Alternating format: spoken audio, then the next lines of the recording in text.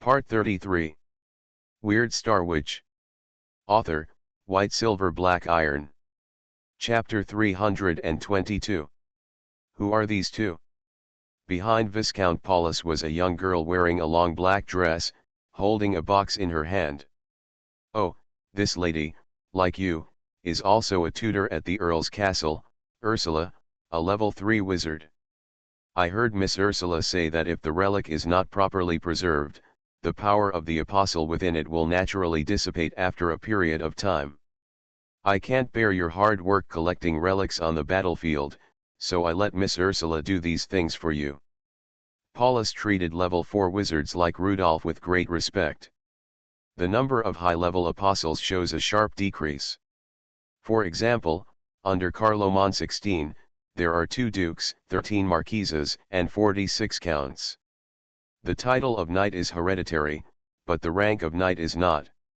Among the 46 counts, less than half are level 5 knights, and the rest are level 4 knights and counts. Their strength and combat effectiveness are far behind.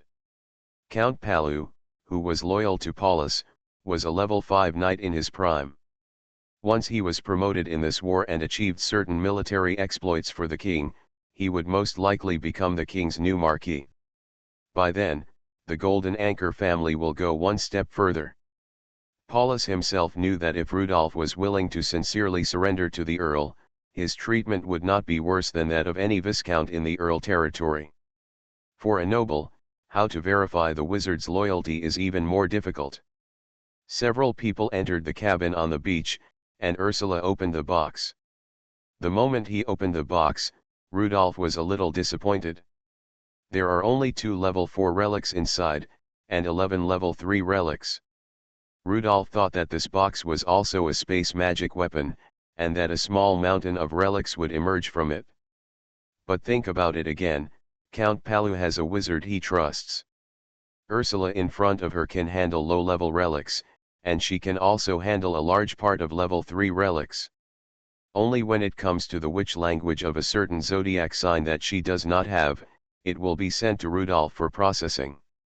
Most of these relics are those of alchemists and druids. This proves that the Restoration Army's attack is not fast, and the trial office of Port Coder has been evacuated. The relics in the Inquisition are diverse, and there are all kinds of apostles in the Witch Hunter. I understand, then please come back here in 3 days. Then you will be given 2 level 4 witchcraft weapons and 11 level 3 witchcraft weapons. Viscount Paulus had no intention of leaving immediately. I wonder if it would be convenient for Mr. Rudolph to let Miss Ursula stay here to assist you in making the witchcraft. After all, there are quite a lot of witchcraft and making them is very laborious. Inconvenient. Faced with Rudolph's blunt refusal, Paulus choked and coughed repeatedly. Ursula raised her eyes and looked at Rudolph in disbelief. Rudolph really felt that it was inconvenient. He knew what Paulus meant. This was both help and supervision. But he still wasn't used to having another wizard watching him make witchcraft. Paulus quickly emphasized. Mr. Rudolph, our situation is quite urgent. Seizing the port of Coder is only the first step of the plan. The Royal Army is about to make its second large-scale landing and is in urgent need of magic weapons to supplement its combat effectiveness. Therefore, there is no room for loss in this batch of witchcraft. It is our first time to cooperate and we don't know each other very well. I hope you can understand our concerns. Are you afraid that I will take the witchcraft weapon and run away? It's not that I'm afraid, but I'm also a little worried. Viscount Paulus had a gentle tone but a firm attitude. Rudolph also knew that he could not be completely trusted by Viscount Paulus, so he had no choice but to say, "Okay, but the specific production is completely up to me. Of course, Miss Ursula is only assisting you." Ursula stayed here, and to Rudolph's surprise, Viscount Paulus actually pitched a tent in an open space 1 kilometer away and stationed himself here. Viscount Paulus is a level 4 knight. It seems that these magic weapons are indeed very important. In other words, the Restoration Army will not miss any opportunity to improve its strength at this time.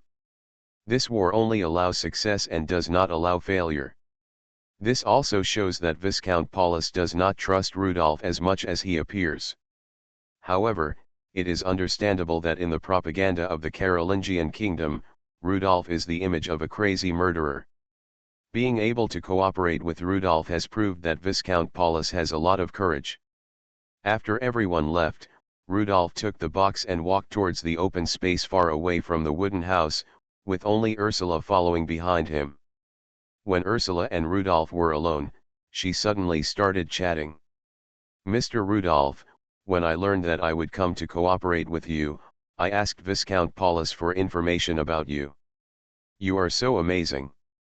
You have done so many great things in the Carolingian kingdom in the past 50 years.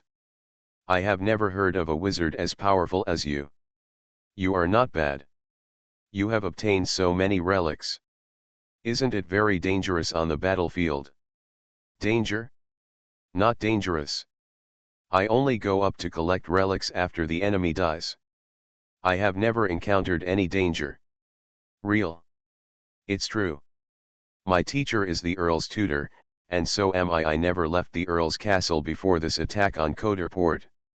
Rudolph stood motionless, staring at Ursula with surprised eyes. "I feel that we are not the same kind of wizards. In other words, you did not encounter any danger on your way to becoming a level 3 wizard, and you were promoted in the Earl's castle.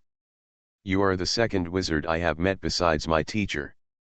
Because of my status as a wizard, I have never left the Earl's castle. Both the teacher and the Earl said it is too dangerous outside and there are witch hunters everywhere. My teacher started last year. I became bedridden and died before the war began, so I had no choice but to accompany the Count to the battlefield." Rudolph has imagined a big drama. The Count's real wizard was also a notorious demon when he was young. When he got old, he sought the Count's protection. This time the Count had to leave the castle. The Count could not confirm the extent of the wizard's bedridden illness. "It was somewhat true, but I didn't dare to leave him in the castle, so I had no choice but to kill him to eliminate future troubles forever." As for the Ursula in front of her, because she was raised in the castle, there is no problem with her loyalty. Although the level is slightly lower, it is better to control. For some reason, Rudolph had an intuition that his guess should be right. Because if one day, he goes to seek refuge with a certain noble, this is his prediction of his fate. Waiting for the day when he loses his use value, he will be executed by the nobles. It is impossible to die a good death, and no wizard can die a good death. If what Ursula said is true, then she probably has little fighting ability. She has never experienced the danger of hunting for relics. All her knowledge comes from the castle and the wizard teacher. She has never experienced witch hunting and has never experienced danger. She doesn't know whether she is lucky or unlucky. Rudolph decided to test it a little. "I don't know when a bat appeared in the night." This bat flew behind Ursula. The bat's pitch-black eyeballs were hidden in the fluff on its face, staring at the back of Ursula's neck. A bloody thread shot out from the mouth of the transformed bat and stabbed directly into the back of Ursula's neck. But the bloodline stopped in mid-air, not because Ursula discovered it, but because Rudolph sensed the fluctuation of star power. Not Ursula's star power, but some witchcraft that can operate automatically. There is a witchcraft hidden in Ursula's body that can automatically protect her safety. This witchcraft is a level 4 witchcraft. Rudolph was a little envious of such a well-protected wizard. Weird Star Witch. Author, White Silver Black Iron. Chapter 323. While looking for a suitable stone ground, Rudolph's eyes swept to the side. Bats were flying quietly in the darkness in the distance, but one of them died. That direction. Rudolph retracted his sight and surrendered to Count Palu, which didn't seem so safe. In the short term, Rudolph was confident that he would not die until Yvonne and Cooper came to support him, so he was not particularly nervous. "Ursula, please help me with some preparations first. I will sort out my thoughts first." Rudolph handed Ursula a starstone, and he pretended to look for the plan to make the magic weapon in the open box. In fact, Rudolph was observing Ursula's next move. He had never communicated with other wizards on specific witchcraft, and he didn't know how other wizards made magic weapons. Ursula found a spacious place and began to draw patterns. Judging from her trend, the astrological triangle is similar. After looking at it for a while, Rudolph found that Ursula's star triangle was somewhat different from Rudolph's. Her star triangle had many useless lines, which would disperse the star power and make the star power not concentrated enough. The poor inheritance of wizards made many precious wizards just lost. Even the most basic things like star maps may evolve into several versions. No longer looking at Ursula, Rudolph used the lid of the box to cover his hands and began to touch the relics. One by one, the relics disappeared in Rudolph's hands, and then reappeared and returned to their original positions. Some of the relics here were seen by Rudolph before, and some were touched for the first time. Only the relics touched for the first time can light up the stars. On the star map in his mind, stars were lit up one by one. When leaving Fabreau City, Leo's progress had reached 5/9. Now that so many relics were suddenly obtained, Leo's stars were all lit up. Not only that, Sagittarius' progress has also reached 3/18. I have to say that after joining a big power, collecting relics has become much easier. If I hadn't been so stubborn, I would have wanted to find a big power to offer my niece like Ursula. But now there should be no chance. There is still clear stupidity in Ursula's eyes, and there is already some vicissitudes in Rudolph's eyes. It is difficult for ordinary nobles to trust a wizard like Rudolph, who is notorious.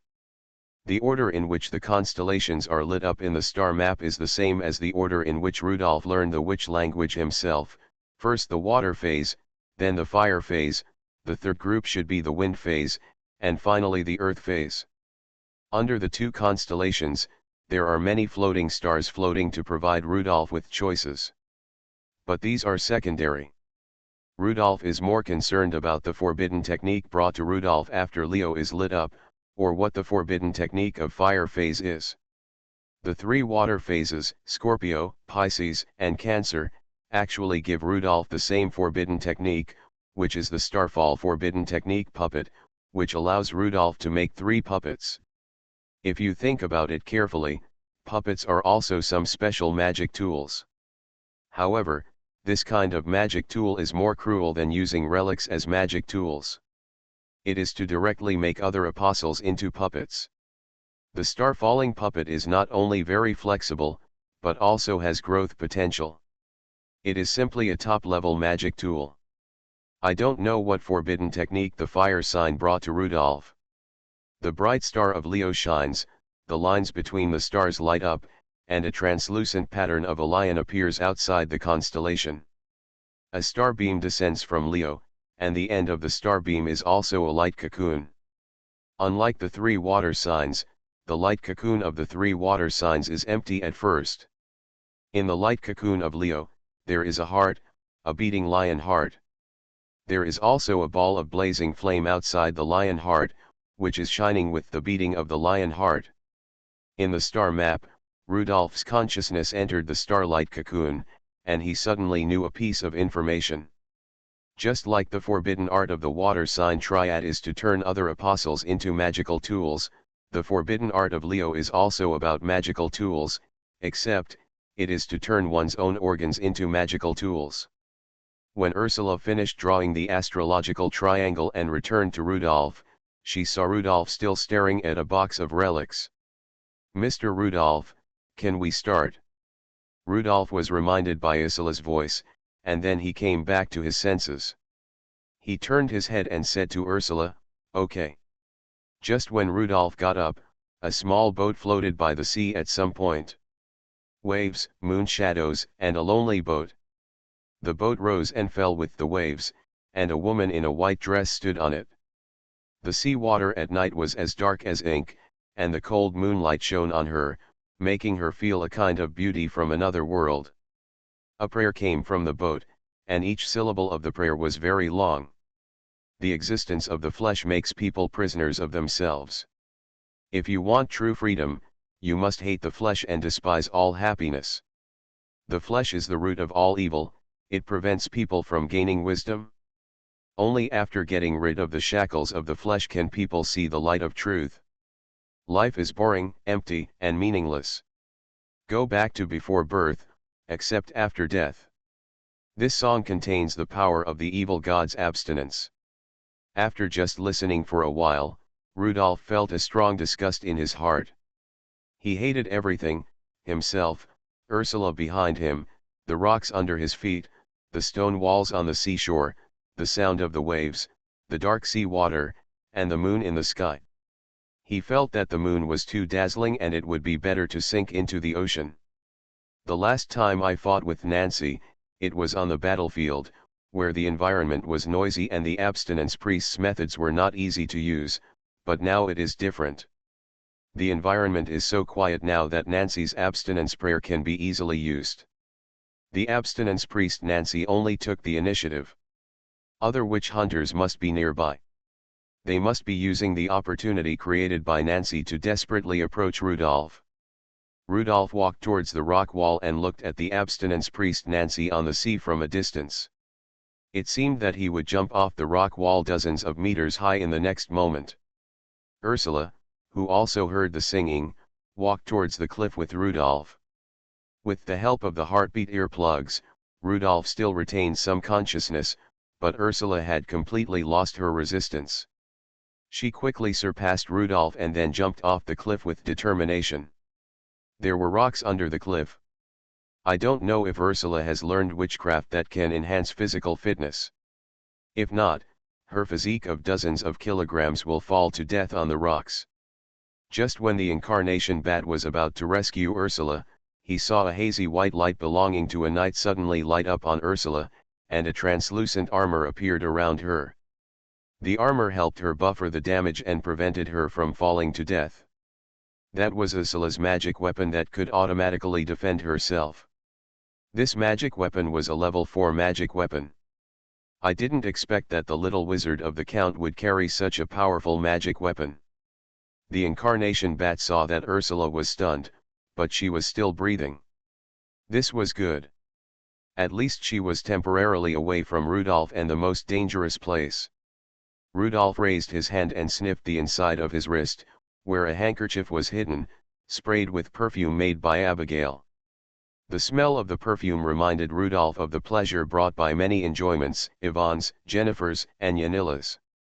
I didn't expect that one day he would have to rely on fragrant memories to fight against the enemy. After temporarily getting rid of the abstinence magic, Rudolph put the box containing the relics into the space wallet, stepped back a few steps, and stood on the astrological triangle. However, this time he stood in the left circle where the relics were placed before. His heart was the relic this time. You are listening to Novels at Bless Up channel. Wish you happiness and luck. Please subscribe to receive new novels. How do you feel about this novel? Please like and leave a comment. Weird Star Witch. Author, White Silver Black Iron. Chapter 324. The magic of the abstinence priest, like the charm of the silver snake, is a status-based apostle ability. It sacrifices the ability to kill, but strengthens the ability to affect the status, so that the person who is affected by the magic will be more or less troubled. Nancy stood on the boat and looked up at the cliff. It must be quick, her ability can't delay for long. The silver snake in the intelligence was not seen next to the wizard, but the silver snake can use perfume and other women's products to slow down the abstinence magic of the wizard. In the precious time that the abstinence priest Nancy fought for, the remaining 4 witch hunters rushed to Rudolph's vicinity. Some of them flashed from behind the boulder, and some climbed up the cliff, and all saw the wizard standing in the astrological triangle. Captain Reza frowned. He couldn't judge the situation at this time. He didn't know whether the wizard was completely controlled by the abstinence magic. If he was not controlled, the wizard should find a way to escape or fight with the witch hunters. What was he doing standing in the astrological triangle? Suppressing his doubts, Reza rushed forward quickly and rushed towards the furnace Rudolph. Beside him were other witch hunters. The 7-man witch hunting team that set out unfortunately lost 2 people yesterday, and Nancy was on the sea far away, so there were only 4 witch hunters to carry out the last step. The 4 witch hunters were in a siege and were about to enter the attack range, and they were bound to complete the hunt for the wizard here. Captain Reza was the first to shout, "Buy me some time. I'll set up the alchemical array." The other 3 witch hunters continued to rush forward, approaching the wizard from 3 directions. Captain Reza took out an arm-long coil from behind, which was wrapped with alchemical copper wire. The reason why Reza was able to become the director of the Special Operations Department of the Orb Province Judgment Hall was that in addition to his original 4th-level alchemist attack method, he also practiced the alchemical array. The alchemical sealing array is so difficult to learn. It is necessary to master certain radiation-related knowledge and cooperate with some radiation detection equipment to shield the wizard's star power, that is, the special cosmic background radiation. As Reza waved his arm gently, the alchemical copper wires flew into the sky like light silk threads in Reza's hands. These copper wires bent and folded in the air, as if they had spirits, and automatically coiled into the shape of a magic circle. Reza input alchemical power into the copper wires in his hand, and the copper wires emitted orange-red light. That was the alchemical power flowing through the copper wires, laying down a shielding magic circle. In addition to Reza, an alchemist witch hunter was holding a level 5 alchemical copper whistle in his hand, which made a sharp sound and attacked Rudolph's ears. Another witch hunter was a druid, who summoned thorns at this time, and the thorns were attacking Rudolph and the astrological triangle under Rudolph's feet. The last witch hunter was a level 4 word spirit who had been tracking Rudolph. The divination word spirit's frontal attack method was not strong, so he held a rocket launcher and had already aimed at Rudolph. His role was to block the possible escape route of Rudolph in the furnace. The copper whistle weakened the reaction of Rudolph the Crucible, the thorns controlled the wizard's actions, and the word spirit used intuition to block the wizard's retreat. Everything was so perfect, just waiting for the alchemical seal array to appear and instantly solve the wizard.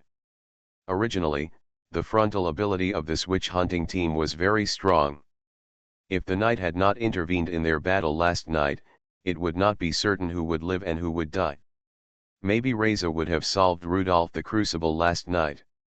Even though several witch hunters felt that there would be no more accidents, they all held their breath and unconsciously widened their eyes to the maximum, not wanting to miss any details.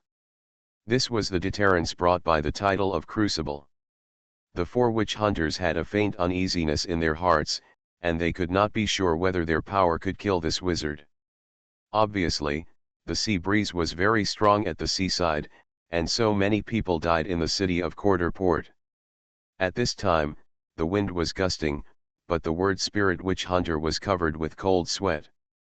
He was the most uneasy person among the witch hunters, because his intuition told him that the wizard in front of him stayed in place motionlessly, and there must be something wrong.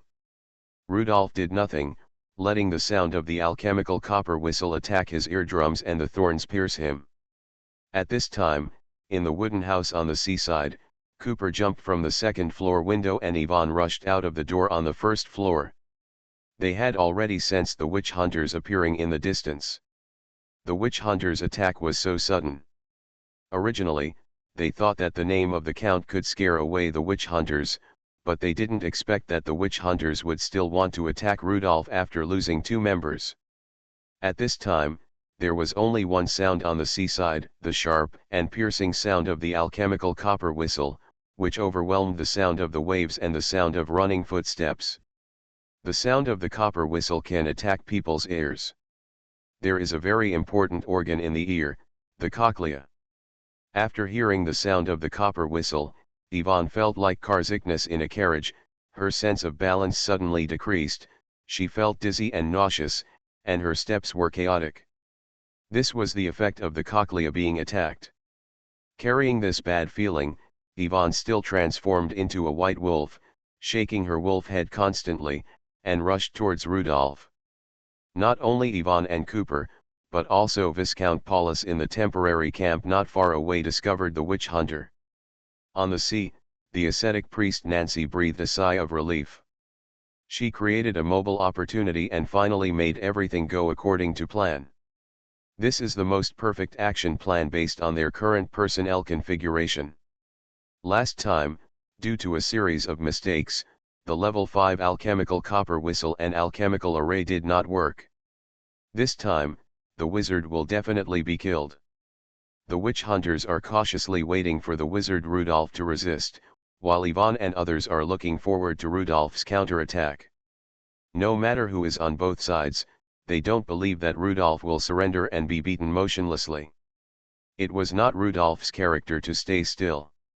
No matter what the occasion, Rudolph liked to take the initiative.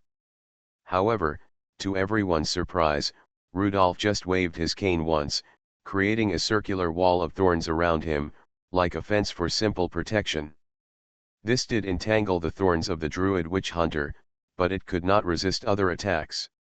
After the attack did not work, the druid witch hunter did not attack directly again, but leaned over and pressed his hands on the ground, manipulating the roots underground to prevent the wizard from escaping from underground.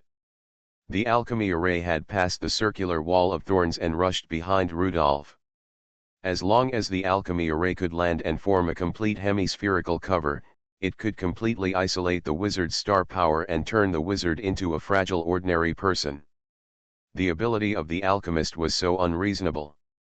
In the private discussions or occasional statements of the alchemists, other apostles are fools who do not know how to make progress and do not understand the truth. The logic and experiments of the alchemists can help the apostles become stronger. They are on the right path and will leave other apostles far behind in the near future. The orange-red light emitted by the copper wire of the alchemical array has even illuminated Rudolph's face, but Rudolph's next move is even more confusing. He stood in the astrological triangle and reached out to tear off his shirt, revealing his chest. In the attack of the level 5 alchemical copper whistle, a stream of blood flowed from each of his ears. However, he ignored all the witch hunters and looked up at the starry sky. In the gap of the alchemical copper wire, Rudolph looked in the direction of Leo. If Ursula was still awake, she might be able to feel a little change in the situation. Unfortunately, she is now unconscious, so no one knows that a huge star power suddenly fell from the direction of Leo. This star power is so hot and so overbearing, just like a lion on the grassland, standing at the top of the grassland food chain. It is the overlord of the grassland. Reza, who controls the alchemy array, suddenly felt something was wrong.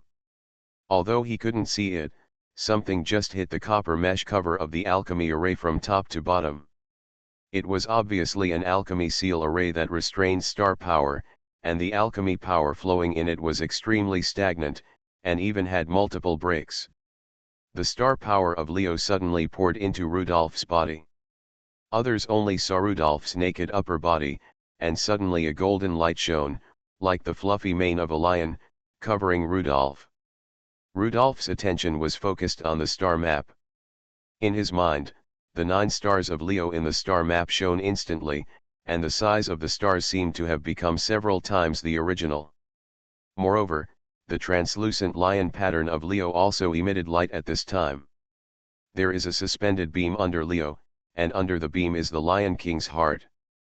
The Lion King's heart was originally covered by gunpowder, and the flames jumped more and more violently at this time, with a tendency to break through the star cocoon. The beating of the Lion King's heart was so powerful that the whole heart suddenly grew larger and then shrank in an instant. When an ordinary heart beats, it squeezes blood, but when the Lion King's heart beats, it sprays flames. Every shrinkage is accumulating power, and every jump is expanding the light cocoon. As the star power of Leo outside is madly poured into Rudolph's body, the light cocoon in the star map can no longer comfort the Lion King's heart. Until a violent beating, the Lion King's heart first expanded to the limit, and then shrank again. For some reason, This shrinkage has no end, and the Lion King's heart is so small that it disappears. As the Lion King's heart stopped beating, everything seemed to be still under the starry sky and on the cliff. When the Lion King's heart appeared again, it appeared in Rudolph's heart. A ray of light shone on Rudolph's exposed chest.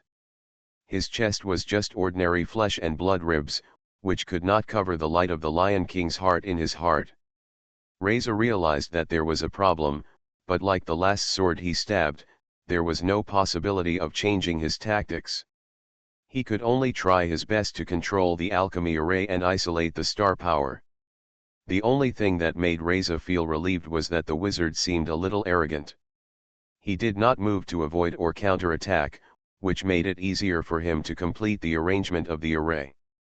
But what was the accident just now? What disrupted the flow of alchemical power in the alchemy array? Complete. Reza shouted, and the alchemy sealing array was completed in time. From now on, the furnace Rudolph will no longer be replenished with star power. The copper wire was like a hemispherical cover, covering Rudolph in the center. The next moment, the shielding array will take effect quickly, sealing the star power in the body of Rudolph the furnace, so that his star power cannot act on the magic weapon, and his star power cannot leave the body to become witchcraft. Captain Reza didn't know what Rudolph was going to do by tearing off his clothes, but the successful completion of the alchemical array finally made him relieved. Done. Kill him. The alchemist holding the copper whistle took out a special alchemical crossbow arrow, which can pass through the gaps between the copper wires of the alchemical array without destroying the alchemical array. Raising the crossbow, he aimed at Rudolph's heart. The crossbow arrow's blade was so sharp that it emitted a cold light in the night and in the light of the alchemical array. The sharp barbs would grab the flesh and blood of Rudolph the furnace fiercely. Without wasting half a second, the witch hunter pulled the trigger and the alchemical copper arrow shot out. The copper arrow passed through the alchemical array and shot towards Rudolph's heart. All the witch hunters showed expressions of ecstasy. It was finally over. They had been chasing for so long and finally they could kill Rudolph the Crucible. However, to their surprise, the wizard was still looking up at the starry sky. Is he not afraid of death? Rudolph was just looking forward to the effect of the new forbidden technique. If it is a forbidden technique, it should be effective, right? The star triangle on the ground, Ursula drew some redundant lines, but it did not affect the production of the magic weapon. Driven by the power of Leo, the star stone powder flew into the air with great heat, and rushed to Rudolph's heart in the air. Rudolph's left heart had no wound, but it was like a black hole, swallowing the star stone powder quickly. The next moment, the Lion King's heart in Rudolph's chest grew bigger while beating, and suddenly overlapped with Rudolph's heart. When the Lion King's heart and Rudolph's heart merged into one, Rudolph's magic weapon was completed. His heart became his magic weapon. The alchemy array did isolate the star power from the starry sky, but the star power that Leo had just sent down was so powerful that it was enough for Rudolph to complete his new forbidden technique. This forbidden technique was about the starfire. The so-called starfire is a simulation of a star.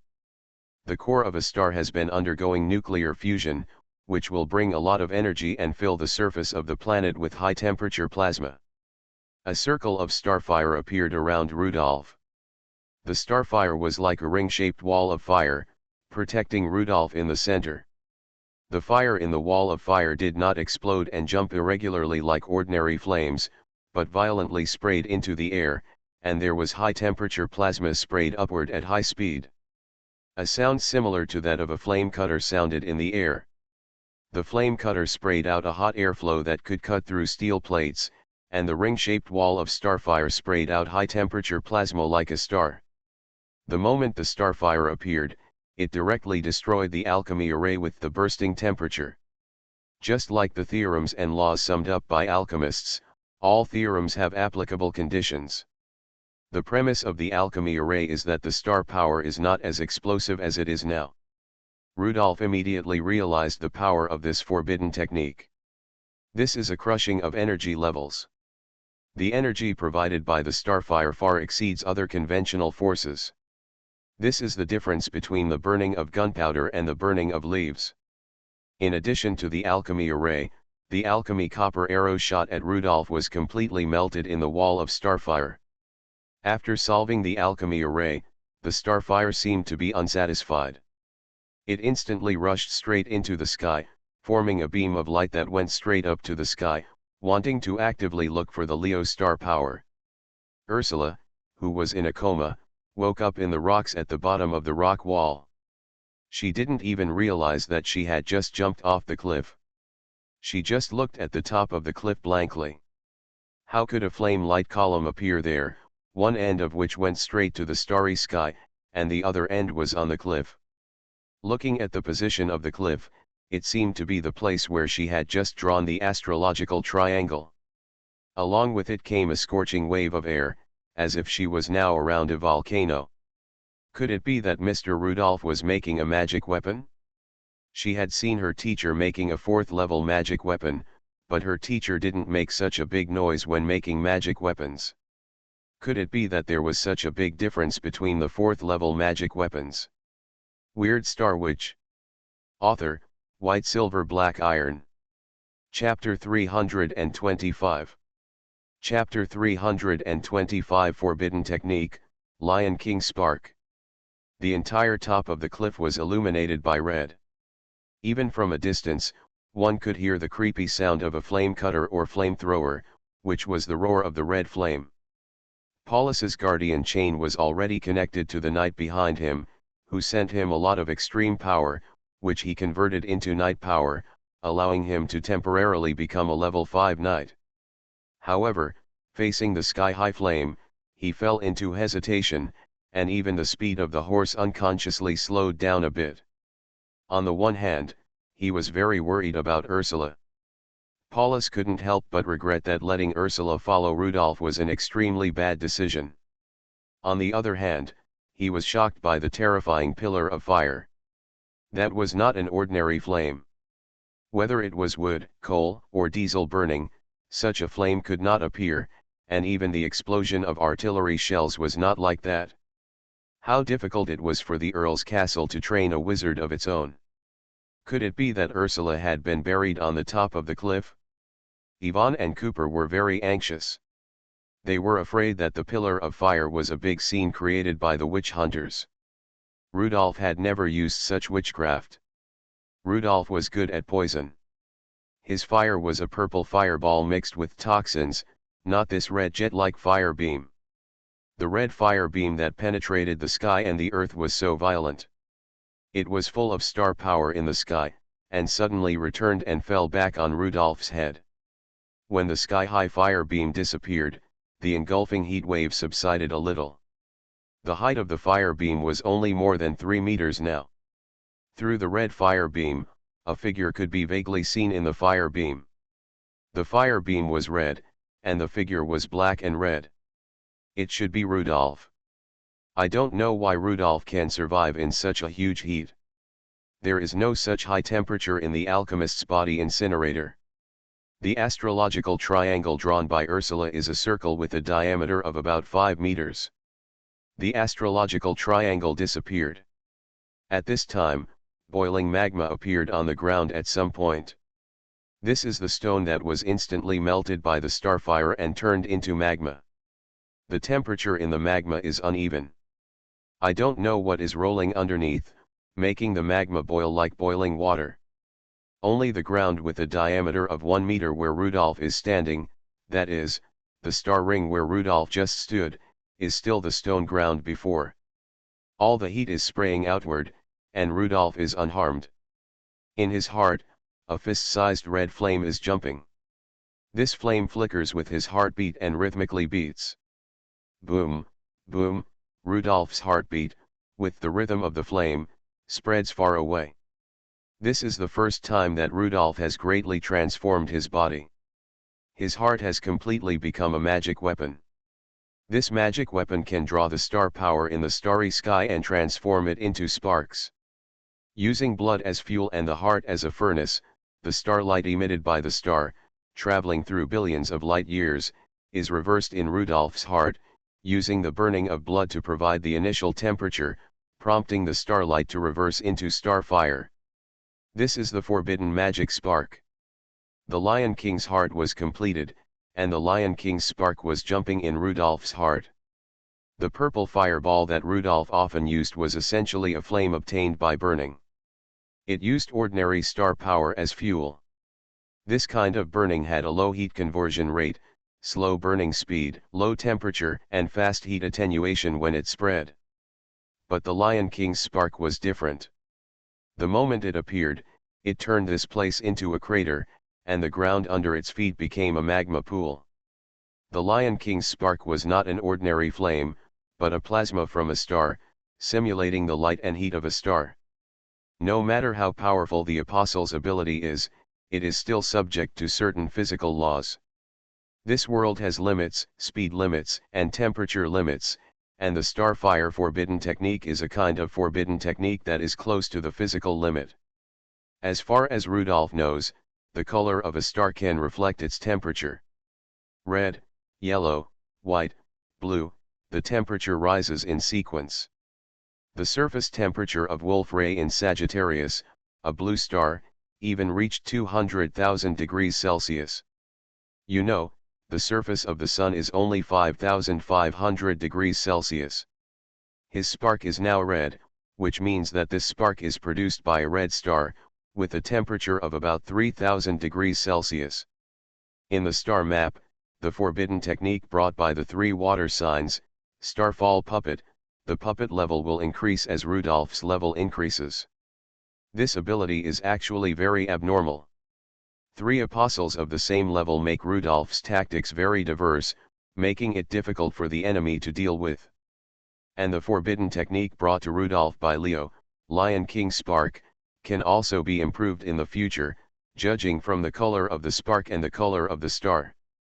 In addition to temperature, the more special ability of the spark is that this energy exists in the form of jetting high-temperature plasma, which makes this ability very violent. Weak flames will disperse when they encounter wind, but the jetted plasma cannot be extinguished by water or wind. What Rudolph is not sure about is what level of apostle ability his red spark is equivalent to. But it should not be low, after all, it is an ability linked to the physical limit. How bad can it be? Surrounded by scalding heat and distorted light, Rudolph whispered, "It's over, witch hunter, don't bother me anymore." Using blood as fuel, this forbidden technique is very costly. How many milliliters of blood does Rudolph have to withstand such consumption? The three witch hunters who were closest to Rudolph were burned by the heat wave and fell backwards. Their legs melted directly, leaving only half of their thighs that smelled burnt. When they fell to the ground, they found that the clothes on their backs had been stuck to the hot rocks, and the cracks in the rocks were also emitting magma.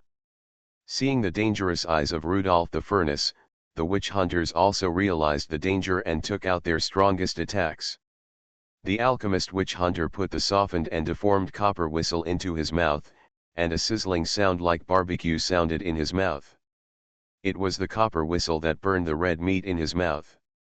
I don't know how much effect this level 5 copper whistle still has. He tried his best to inhale, and what he inhaled was scorching hot air. He tried his best to blow, and what he blew out was hot air that was as hot as a steel wire pulling through his throat. The druid was just as miserable. Just now he was still controlling the roots under the cliffstone to prevent the furnace from escaping. Any weak plant contains infinite power. They firmly take root in the cracks of the stone and can even pierce the stone, just to get a little more nutrients. However, at this time, all the plant roots under the stone died instantly. The thorn staff he held was also charred and bent in the heat wave just now. Only the deep part of the thorn staff retained the last bit of the natural power of the thorn. The druid witch hunter used these living thorn cells to create thorn spikes. There were only 2 bundles of spikes, and they stabbed Rudolph desperately. The third witch hunter, the word spirit, his legs were also burned to only half of the thigh. Before this action, his divination had originally been very good, and they could successfully trap the furnace Rudolph. But when he was divination furnace Rudolph's response, it suddenly became blank. The means of the furnace Rudolph's counterattack completely exceeded the divination limit of the word spirit witch hunter. Rudolph's counterattack relied on the star map.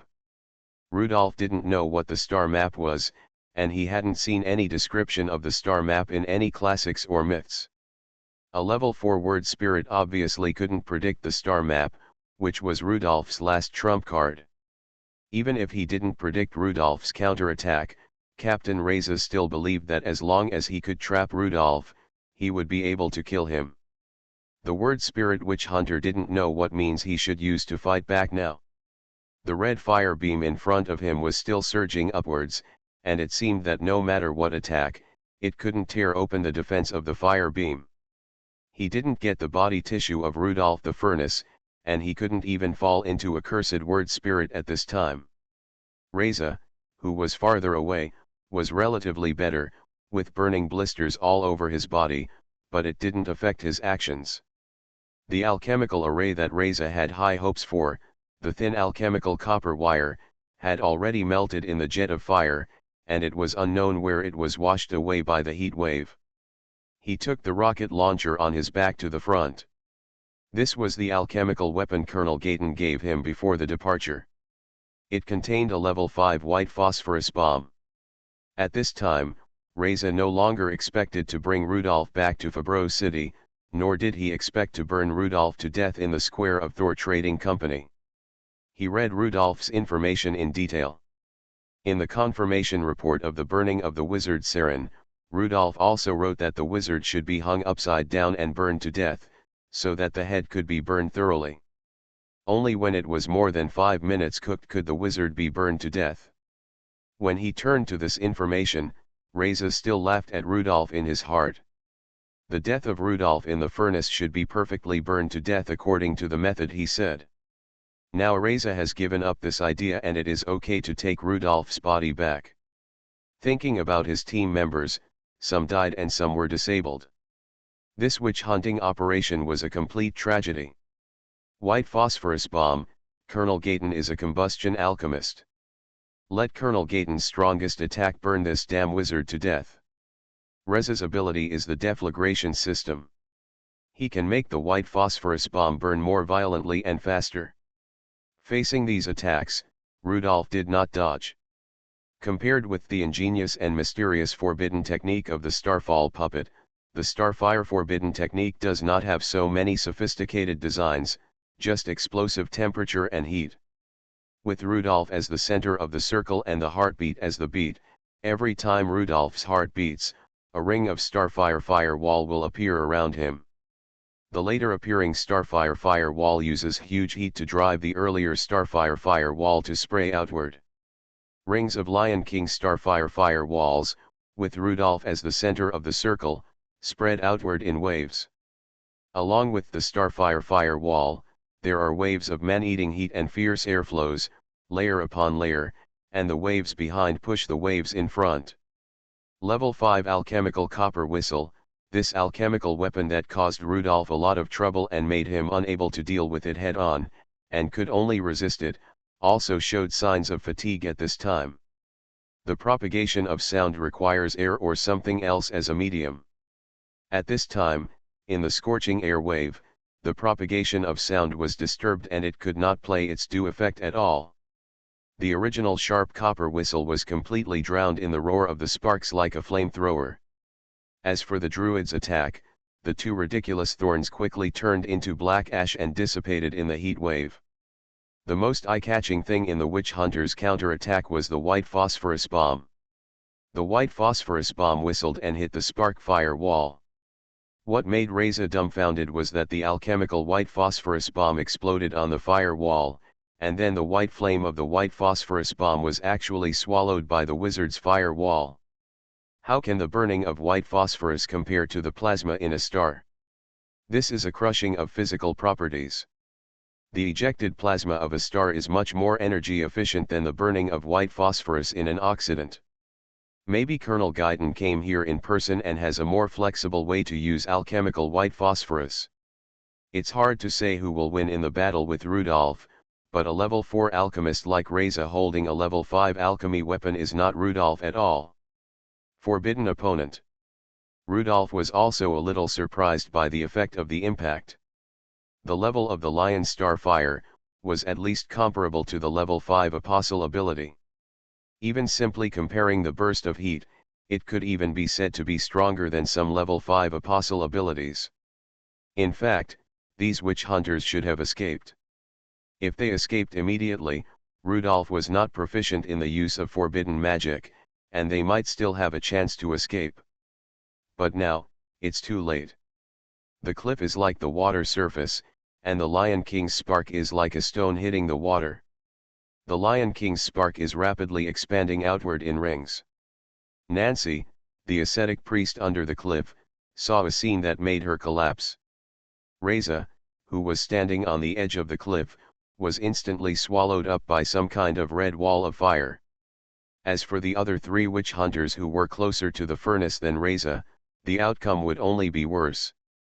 She froze on the spot and no longer wanted to rush to the rock wall to help.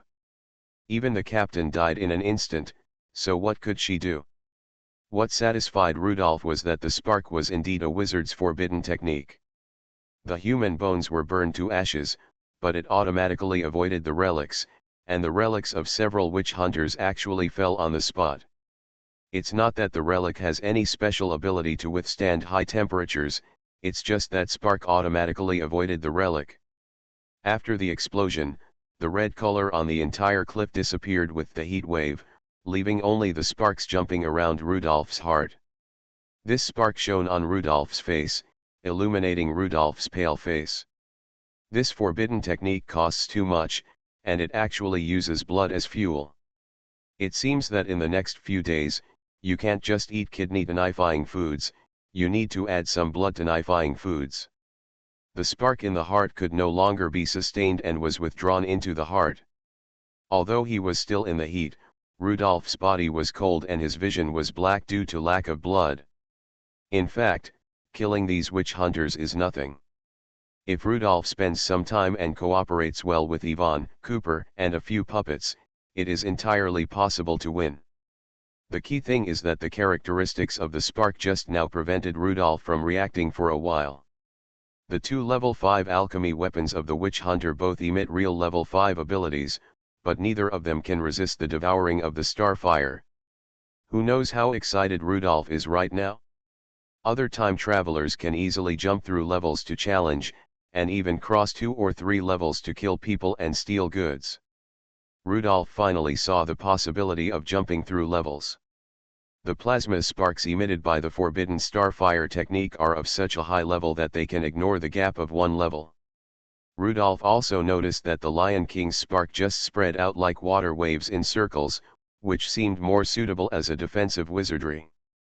The powerful melting ability, the interval is very short, only 1 heartbeat away, making Lion Starfire a forbidden spell with exaggerated defensive power.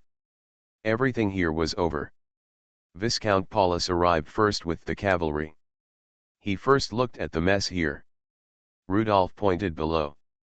Paulus saw Ursula under the cliff and hurriedly go and save her. On the way down the cliff, Paulus was frightened. He guessed in his heart that the ability that Rudolph had just used must be some kind of extremely high-level witchcraft. No wonder the Carolingian Alchemy Council pursued him to the southern end of the continent, and was unwilling to let go of Rudolph the Forge, and would attack Rudolph on the battlefield. Rudolph the Forge not only killed several level 4 alchemists, but he may have also stolen a high-level witchcraft weapon from the Inquisition. He really couldn't imagine that other than high-level magic weapons, there was any other ability that could cause such exaggerated damage. Yvonne and Cooper arrived shortly after. Yvonne hurriedly checked Rudolph, and the result was okay. She saw that Rudolph only had some symptoms of anemia. Rudolph and the 2 of them said, "It's easy now. There will be no more witch hunters chasing us." As for the ascetic priest Nancy, she had already fled to the distant sea on the boat and never dared to look back. Weird Star Witch. Author, White Silver Black Iron. Chapter 326. Rudolph, What was that red fire beam that was sprayed just now? Cooper was very interested in the terrible flames just now. In Rudolph's opinion, the puppet forbidden technique, like the spark forbidden technique, is his most important trump card, and he will not tell others easily. Until now, Vanya has always been a friend who can help Rudolph, and she always follows Rudolph in the form of a bat.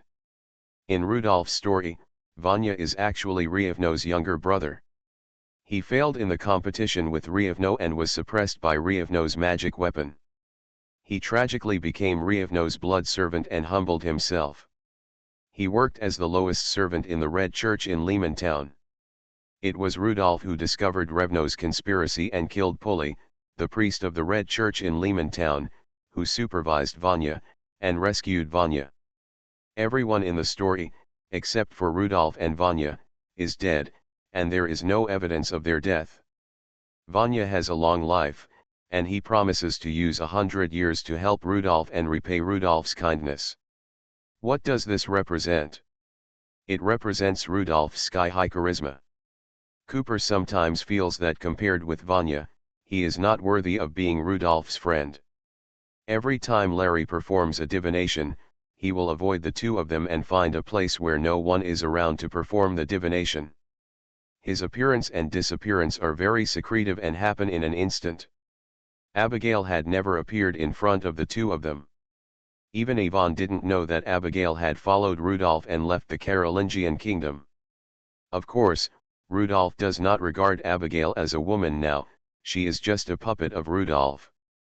It is not ruled out that some people like dolls, but Rudolph does not. Rudolph has always been very cautious when it comes to the use of Abigail, trying not to let Abigail harm other men unless it is really necessary. Men are already miserable, busy, and tired and should not be hurt like this by women anymore. Concealing the existence of puppets is not a matter of trust or distrust, but there is no need to expand the risk and there is no need to tell other people about these things. Faced with Cooper's question about the Starfire forbidden technique, Rudolph now made up a reason, that flame is one of Claude's legacies. He gave it to me to save my life. Alchemist and fire, the perfect pair. Cooper stopped asking as soon as he heard this, which was reasonable. Considering the relationship between Claude and Rudolph, giving Rudolph nothing good was too much. Yvonne asked with some worry, "Rudolph, you just said that no witch hunters will chase us anymore. Is this true?" "At least in the short term, there won't be any witch hunters chasing us. The level of this witch hunting team is already very high," Rudolph continued. "We need to speed up the process of going to the southern continent. The southern continent is better than us. The Agevald continent where we are located is much more chaotic, and we are no longer the most eye-catching criminals there. There are people who are more vicious than us. The Carolingian kingdom is located on the continent of Egvard, and their destination is the southern continent, which is called the Black Vosges continent. The two continents are separated by the ancient Sea of Sala. At this time, halfway up the cliff, Ursula climbed up the cliff with the help of Viscount Paulus. Mr. Attendant, just now I heard a woman singing, and then I quickly lost consciousness. It was a cold wind that woke me up. Only when I opened my eyes did I realize that I had jumped off the cliff. And at that time, I was only 10 meters away from the bottom of the cliff. I could clearly see the sharp protrusions of the reef, and I thought I was going to be thrown to death." Viscount Paulus's official position in the Count's castle was Squire of the Falcon, so Ursula called him Mr. Squire.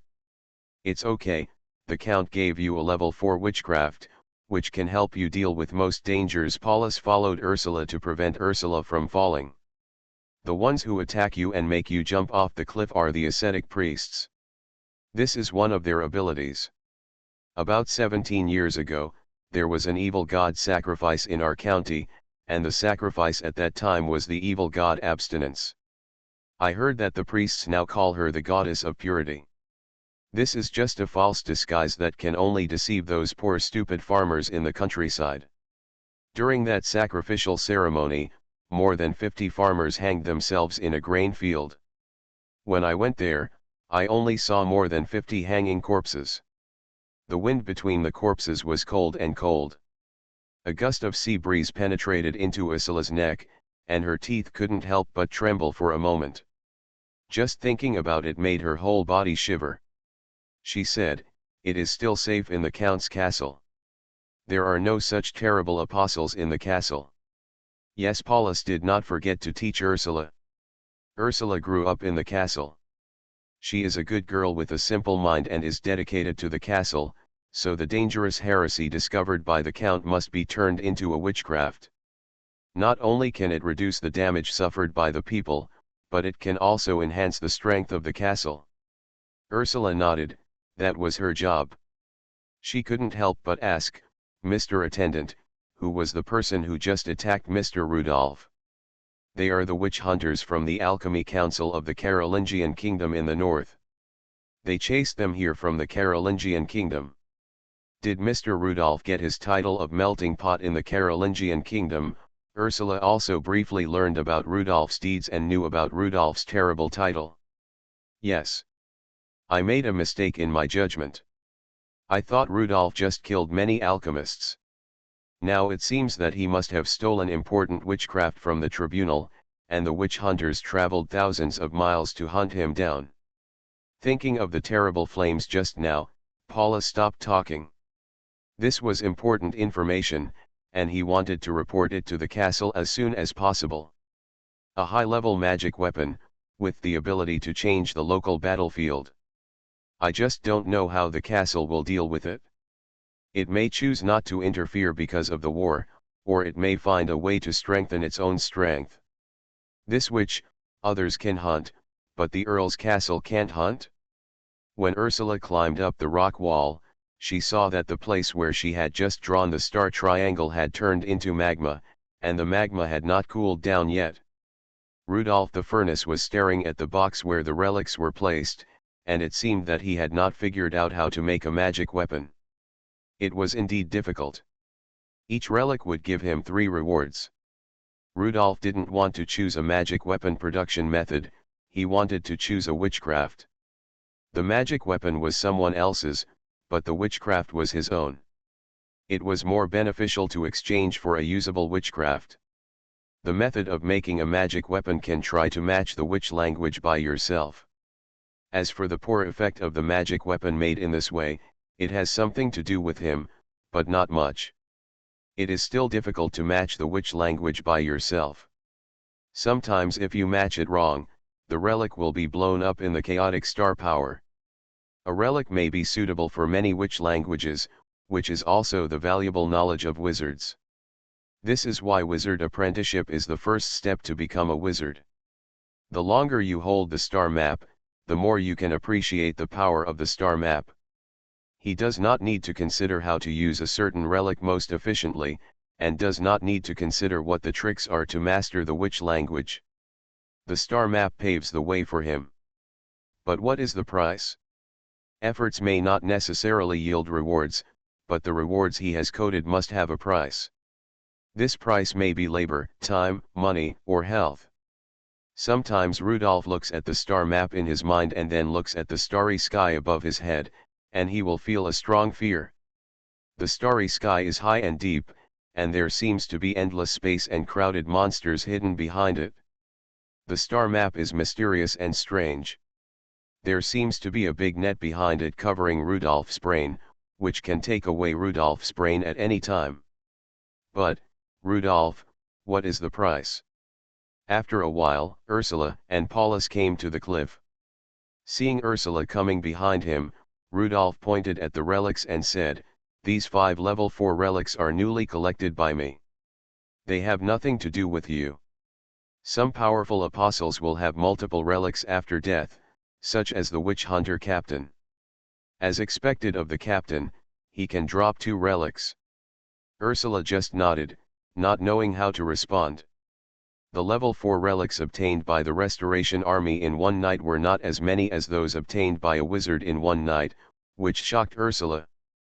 The Restoration Army did not fight to collect relics last night. Relics were only ancillary spoils of battle. The Earl obtained a level 5 relic and 2 level 4 relics last night. There are not many high-level alchemists who can go to the front line. This is only because the Restoration Army's final offensive was very smooth. Ursula said, I have briefly learned about your deeds, Mr. Rudolph the Crucible. You must be the strongest among the level 4 apostles. You can escape unscathed from so many witch hunters. I hope you will have the same luck as me when you meet witch hunters in the future. Paulus felt that the following conversation might lead Ursula astray. The Earl's castle did not need wizards outside to give Ursula safety education. He hurriedly interrupted, Mr. Rudolph, the army will soon go deep into the inland to fight. I hope the witch hunters will not affect your mood. Indeed, witchcraft weapons are very important to you. You should leave first. I'm going to make witchcraft weapons. Rudolph finally looked at Ursula, you should also step back. Please believe in my character. I will not take away your relics and run away. There is no need. Having heard about the power of the furnace and seeing 5 level 4 relics in front of her, the feeling is completely different. Ursula did not dare to insist any longer and silently followed the others to walk back. However, she still stopped 200 meters away and observed the level 4 wizards making witchcraft weapons from a distance. After the others left, Rudolph began to count his gains. The relic of the druid witch hunter was still the Staff of Thorns. Rudolph had obtained a level 4 Staff of Thorns before, so he planned to keep this relic for backup. The relic of the word spirit witch hunter was a level 4 crystal. This relic lit up the Sagittarius Sea star, and the progress of Sagittarius came to 4/18. When in Lehman Town, the crystal of word spirit Kevin brought Rudolph a level 2 dangerous intuition. Rudolph has used this dangerous intuition for a long time, but since he became a level 4 wizard, the level 2 dangerous intuition has been much worse, and the malicious feedback to level 4 enemies is very slow. A wizard is an apostle who needs lifelong learning and lifelong progress. Most wizard weapons will be gradually eliminated as the level increases. For this level 4 divination crystal, Rudolph is still going to choose the level 4 dangerous intuition. It is estimated that the level 4 dangerous intuition can also play a certain role at level 5. There has been a witch hunter holding a level 5 alchemical copper whistle to attack Rudolph. Now the copper whistle belongs to Rudolph. Unfortunately, the copper whistle is an alchemical product and was damaged in the heat wave of the starfire. Next time I go to the Black Gold Institute, I will try to sell this alchemical product. I just don't know if anyone needs this defective product. The witch hunter holding the copper whistle, the relic is an Irish whistle. This witch hunter is a sound alchemist, so he can operate the level 5 alchemical copper whistle. The level 4 Irish whistle lit up the Sagittarius H2 star, and the progress of Sagittarius came to 5/18. Alchemists also have many directions, such as detonation, magnetic control, sound, etc., and their abilities are also diverse. If knights advocate absolute violence, then alchemists prefer innovation. These directions of alchemists are slowly developed by them. Rudolph has never taken musical instrument lessons since he was a child, and he is tone deaf, so it is a bit difficult for him to use a whistle. It can be seen that it is a truth that more skills are better than less. If Rudolph had attended training classes before, he would not be reluctant to give up a magic weapon now. He chose a magic in the option of level 4 whistle. The magic he chose is level 4 vibration detection, which can identify the enemy's position through the tiny sounds and vibrations around. No plague carrier was found. It is possible that the abstinence priest carried a plague carrier magic weapon or a plague carrier medical injection to target Rudolph. The next 2 relics are the relics of the witch hunter Captain Reza. The first relic is a magic array copper wire. This is Reza's core ability. He has a very high talent for sealing arrays. He is the most reliable witch hunter in the Orb Province Court of Inquisition and has a strong ability to restrain wizards. Unfortunately, the array he set up for the first time was destroyed by Viscount Paulus and his cavalry, and the second array was destroyed by Rudolph's forbidden technique. It's not that he is incapable, it can only be said that he is unlucky. This relic lit up the Sagittarius Zeta star, and the progress of Sagittarius came to 6/18. 3 suspended stars fell from the Sagittarius Zeta star, with 3 options, namely Level 4 sealing array, Level 4 anti-sealing array, and Level 4 array fixation. Array fixation is the alchemy of fixing the sealing array on the airship and ship, and Rudolph does not need such ability. When he saw the anti-sealing array, Rudolph's eyes lit up. When controlled by the alchemist's sealing array, you can use alchemical copper wire to set up an anti-sealing array, thereby gaining a chance to attract star power. This ability is particularly suitable for Rudolph. In the future, when you encounter a sealing array, you can unexpectedly counterattack in the seal. I don't know which alchemist with low IQ figured out the anti-sealing array. What was he thinking? Could it be that the wizard put a knife on his neck to study it? However, the wizard was so badly hurt by the alchemical sealing array that he must be constantly looking for countermeasures. Reza's second relic is a high explosive bomb.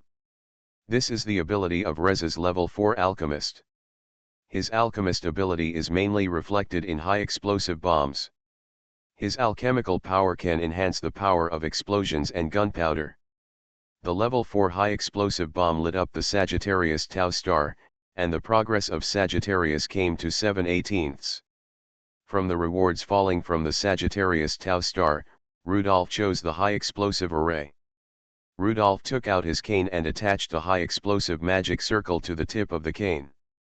Quint's gunpowder trained finger, coupled with the witch hunter captain's high explosive magic circle, instantly doubled the ability of this magic weapon to create explosions. Art is explosion.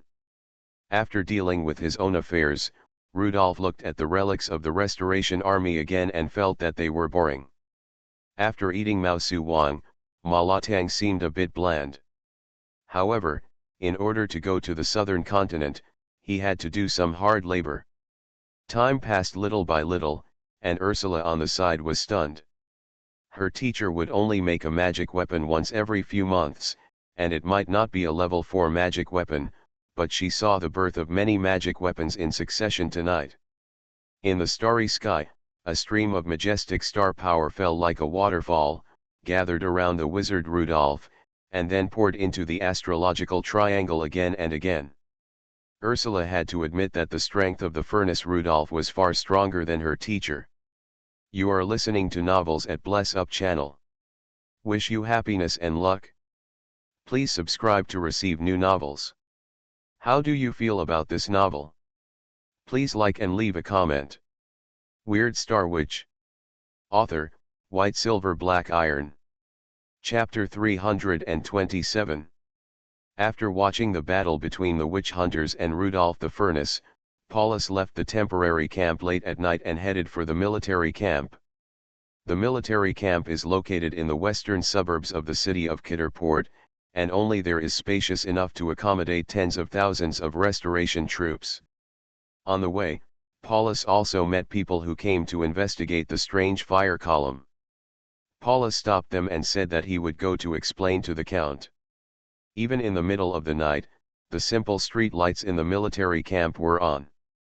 The quartermasters became the busiest people. They walked around and shouted anxiously to prepare for the upcoming raid. Is the Earl not in the military camp? At the door of the Earl's tent, Paulus got this result. Count Palu attaches great importance to military discipline. Once the war starts, he will stay in the military camp and eat and live with the soldiers. My Lord Viscount, I heard that the persuasion of a level 4 alchemist to surrender has made progress. The Earl will personally fulfill his final promise. Paulus nodded. This is indeed a big deal. A level 4 alchemist plays a very important role. Those spineless people, if you give them some money after a beating, many alchemists will give in and compromise. Just as he was about to wait for the Earl in the rest tent on the side, he saw the Earl's eldest son, Caleb, the first heir to the Earl's title, coming over. Master Caleb is already a Commodore of the Royal Navy, and is the heir that the Earl has worked hard to cultivate.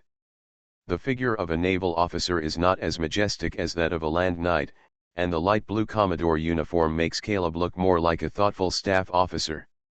Long time no see, Viscount Paulus. Long time no see, Master Caleb. For the past 3 years, Paulus has been lurking in the port city of Cotter with intelligence personnel, and has not returned to the Earl's castle for a long time. Now that the port of Cotter has been successfully captured, Paulus has made a very great contribution. The intelligence work is very perfect, which proves Paulus's ability. Caleb's greetings are also increasing his feelings with Paulus. I don't know what Viscount Paulus wants to talk to my father about. I can tell him so that you can go and rest. Years of intelligence work behind enemy lines must be dangerous and hard. Now you can breathe a sigh of relief. Paulus didn't think much about it and said directly, during the landing battle last night, I reached a temporary cooperation agreement with a level 4 wizard. Tonight I want to report the new situation of the wizard to the Count. Caleb listened carefully on the side. He was very young. Under the stimulation of the war, he eagerly learned everything he could learn. The intelligence work in front of him made him very interested. I suspect that the wizard stole a high-level magic weapon from the Carolingian Alchemy Council, so he was chased to the edge of the continent by the witch hunters. High level? What level of magic weapon? At least level 5, some kind of flame-type magic weapon. Hearing that it was a level 5 magic weapon, Caleb was instantly moved. He is only a level 4 knight now, and a level 5 magic weapon can greatly improve him. In this dangerous war, everyone lacks a sense of security. The level 5 magic weapons in the Earl's castle are all in the hands of several major generals. Earl Palu did not take into account personal feelings in this regard. This is an important principle for maintaining combat effectiveness. It is impossible to give Caleb a level 5 magic weapon just because Caleb is the Earl's son. When will the wizard leave the port city of Cotter? This will be arranged by us. I promised to help him contact a ship to send him to the southern continent. Okay, I know, I will report this to my father. It's late, Viscount Paulus, please rest first. Goodbye, respected Master Caleb, it is so pleasant to talk to you, and I look forward to meeting you next time. Paulus's attitude was very respectful. He had little contact with the first heir of the Earl, and he should indeed visit more in the future.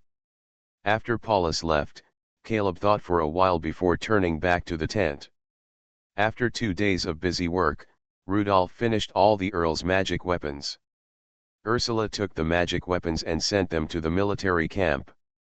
Within 10 days after the night attack on the port of Coterie, the Royal Navy sent batches of cavalry and infantry to the shore. It is roughly estimated that there are more than 50,000 soldiers gathered here, including 3,000 cavalry. After the assembly, the troops immediately set out, led by Count Palu, and headed inland. As for the destination of the army, it is impossible for a marginal figure like Rudolph to know. However, Rudolph is quite curious. When the army set out, he deliberately observed it, hoping to get some intelligence. The cavalry rode 3 horses, and they should be rushing to a distant place. Those infantry brought a lot of defensive military supplies, sandbag bags, barbed wire, crude benzene, defensive heavy artillery, etc. It seems that the infantry went to guard certain nodes to create opportunities for the cavalry to raid certain military targets. It is said that the Constitutional Army and the Restoration Army on the front line are fighting fiercely. If the Constitutional Army is raided by a 3,000 horse cavalry in the rear, it will definitely suffer huge losses. The port of Cotter is only the first strategic goal of the Restoration Army. The more important goal is to cut off the retreat of the Constitutional Army on the front line and attack the Constitutional Army from both sides. For the heretics, it doesn't matter who wins or loses in the war between the knights and the alchemists. It's nothing more than changing someone to collect taxes. People like Rudolf are more concerned about whether high-level God-chosen apostles like Count Palu can go further on the battlefield and achieve promotion. If Count Palu is promoted, he will be a level 6 knight. A powerful earl like Count Palu, with so many knights and cavalry under his command, can maintain the combat effectiveness of a level 7 knight for a long time on the battlefield, which is very terrifying. After watching the troops depart, Rudolf returned to the cabin. These things are too far away from him. He is only a level 4 wizard and has not yet found an opportunity to advance to level 5. Viscount Paulus also went to the front line with the army. Before leaving, Viscount Paulus and Rudolf made an agreement that in about 20 days, after the troop attack is over, they will definitely bring back more level 4 relics. As long as he does another witchcraft for the Count device, it will help Rudolf contact a sea ship. The army moved out, especially after Viscount Paulus left. Rudolf was idle again. After being bored for a long time, 10 days passed. Rudolf got a fishing rod and a fishing basket and learned to fish on the beach to pass the time. Ursula is the great treasure of the Earl's castle. She did not participate in the war, but stayed behind. But she is a bit annoying, always following Rudolf around. Rudolf still had to rely on Viscount Paulus to go to the southern continent, and he couldn't do anything to Ursula. While fishing on the beach, Ursula sat on the stone behind Rudolf. It's unbelievable that Rudolf the Furnace comes to fish every day, all day long. Rudolf stared at the sea. Then what do you imagine me to be like? Hiding in a dark basement, thinking about how to kill people every day. Ursula wanted to say that was the case, that was what Rudolf the Crucible should be like. The sea was not very rough at this time, and the sun was already low. Rudolf was wearing a white hat and staring at the sparkling sea, just like an ordinary fisherman. His eyes were dull, and he didn't know where his mind was. Larry's divination results in recent days told him that something dangerous was about to happen. Port Cotter is not a place to stay for a long time, but he has no good way to leave here. Do you want to go around to a farther port? That would take too much time, and would also encounter new dangers. Ursula continued, it's okay for Rudolf the Furnace to come fishing, but you obviously don't know how to fish and can't catch a fish. I've been following you for several days, and not only can I not learn the witch language secretly, I don't even have any fishing skills. Learned. Kicking the empty fish basket, Ursula said, it's time to go. Let's go to the fish market and buy 2 fish, otherwise Sister Yvonne will know that you didn't catch anything today. Rudolf lifted the fishing rod and muttered something about the fish in the sea. Even level 4 witch hunters were not as difficult to deal with as these fish. His novice protection period was extremely short. He only managed to catch 3 fish on the afternoon of his first fishing trip. After that, he lost the novice benefits and didn't catch any fish for several days. Of course, part of the reason was that Rudolf was getting more and more flustered and his mind was not on fishing. After leaving the beach, Rudolf did not return to the cabin. It was impossible to be an Air Force, so I had to go to the fish market to buy 2 fish and pretend that I was very strong and good at fishing. In addition to a large port, Port Cotter also has some very small fishing ports. There will be fish markets next to the fishing ports, where the seafood is the freshest. There are only 5 or 6 fish sellers in the fish market now. It is said that before the Restoration Army came, there were at least 100 fish sellers here. There are very few fishing boats in the fishing port.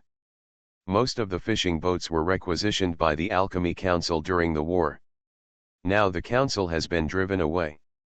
The fishermen don't know how to get their fishing boats back. Maybe those fishing boats have sunk somewhere. It's a shallow beach. When he arrived at the fish market, Rudolf suddenly discovered that there was an extra fish seller today. With the idea of trying something new, Rudolf squatted in front of the new fish stall and lowered his head to pick fish. 1 fish and 3 copper shields. The currencies of various countries on the continent can be exchanged with each other. The United States of Elba is at war, and their currencies have depreciated sharply. Rudolph holds Carolingian gold shields, and one Carolingian gold shield can now be exchanged for 3 Elba gold shields. Well, it's not expensive. Rudolph thought the voice was a bit strange. When he looked up, he saw that the person talking to him was a short child. Kian. Rudolph still remembered his name. Kian also remembered Rudolph. The last time they met, Rudolph had no mask or paint on his face. Ji Yang secretly said, "Mr. Magician, I can give you a small fish." Rudolph looked at the stall owner, wondering why Kian appeared at the fish stall. He remembered Kian saying that his parents and family were all dead. "That's my uncle. I'm selling fish with my uncle now." Ji Yang was very happy to see his acquaintance. His mouth was smiling, but his brows were frowning. This expression is very contradictory, showing teeth and frowning. In these days of bad things, he encountered a little bit of happiness, but this bit of happiness was not enough to smooth his frown. The first time I met Kian, he was still a child who was curious about magic. The second time I saw him, he was a desperate child holding a grenade and wanting to die with Rudolph. When I saw him this time, Ji Yang had the forbearance and perseverance of an adult on his face, which made Rudolph stand out. All changes occurred in less than a month. Rudolph didn't say much. When he lowered his head to choose fish, he saw the gun hidden under the chopping board of the fish stall. This is okay. In this chaotic Hong Kong city, everyone will carry a gun for self-defense. Ki Yang, I will pick 2 fish and leave. There is no need to send them to me. It is not easy for you to catch fish. After choosing the fish and paying the money, Rudolph took out the fish hook and used it to break the fish's mouth. "Mr. Magician, what are you doing?" Kian was very confused when he saw Rudolph's behavior. "Oh, let's pretend that these 2 fish were caught by me. See if I am very smart. I can even think of these details." Kian scratched his head, not understanding why the magician did this. Maybe it was related to some magical magic. "Goodbye, Kian." "Wait." Kian pulled Rudolph's sleeve and whispered, "Mr. Magician, are you from outside?" "Yes." "Can you help me get a grenade?" "Grenade?" Rudolph looked at the child, a little surprised that he would make such a request. Looking closely, Kian's eyes were full of hope, as if with a grenade, everything would get better. As for the reason, it was nothing more than their relatives died at the hands of the Restoration Army, and they wanted to avenge the Restoration Army.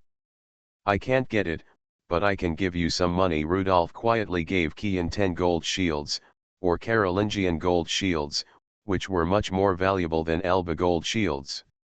The evil alchemist forced everyone to exchange their gold for paper gold shields. This damn paper money is always depreciating and becoming less and less valuable. Kian was very happy to get the golden shield. "I will find a way to pay you back. Then you have to stay alive, my interest is very high."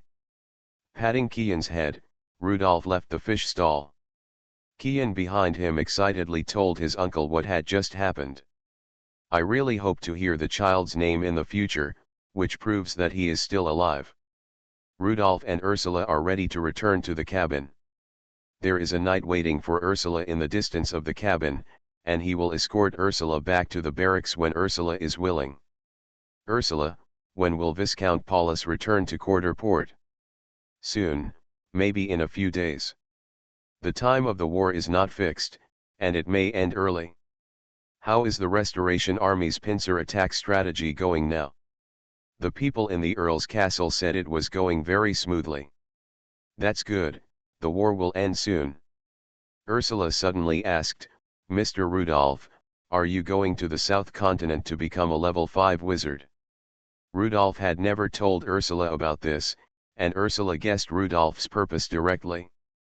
Seeing that Rudolph's face was a little bad, Ursula hurriedly explained, "Everyone knows that wizards need to go to the South Continent to become level 5 wizards.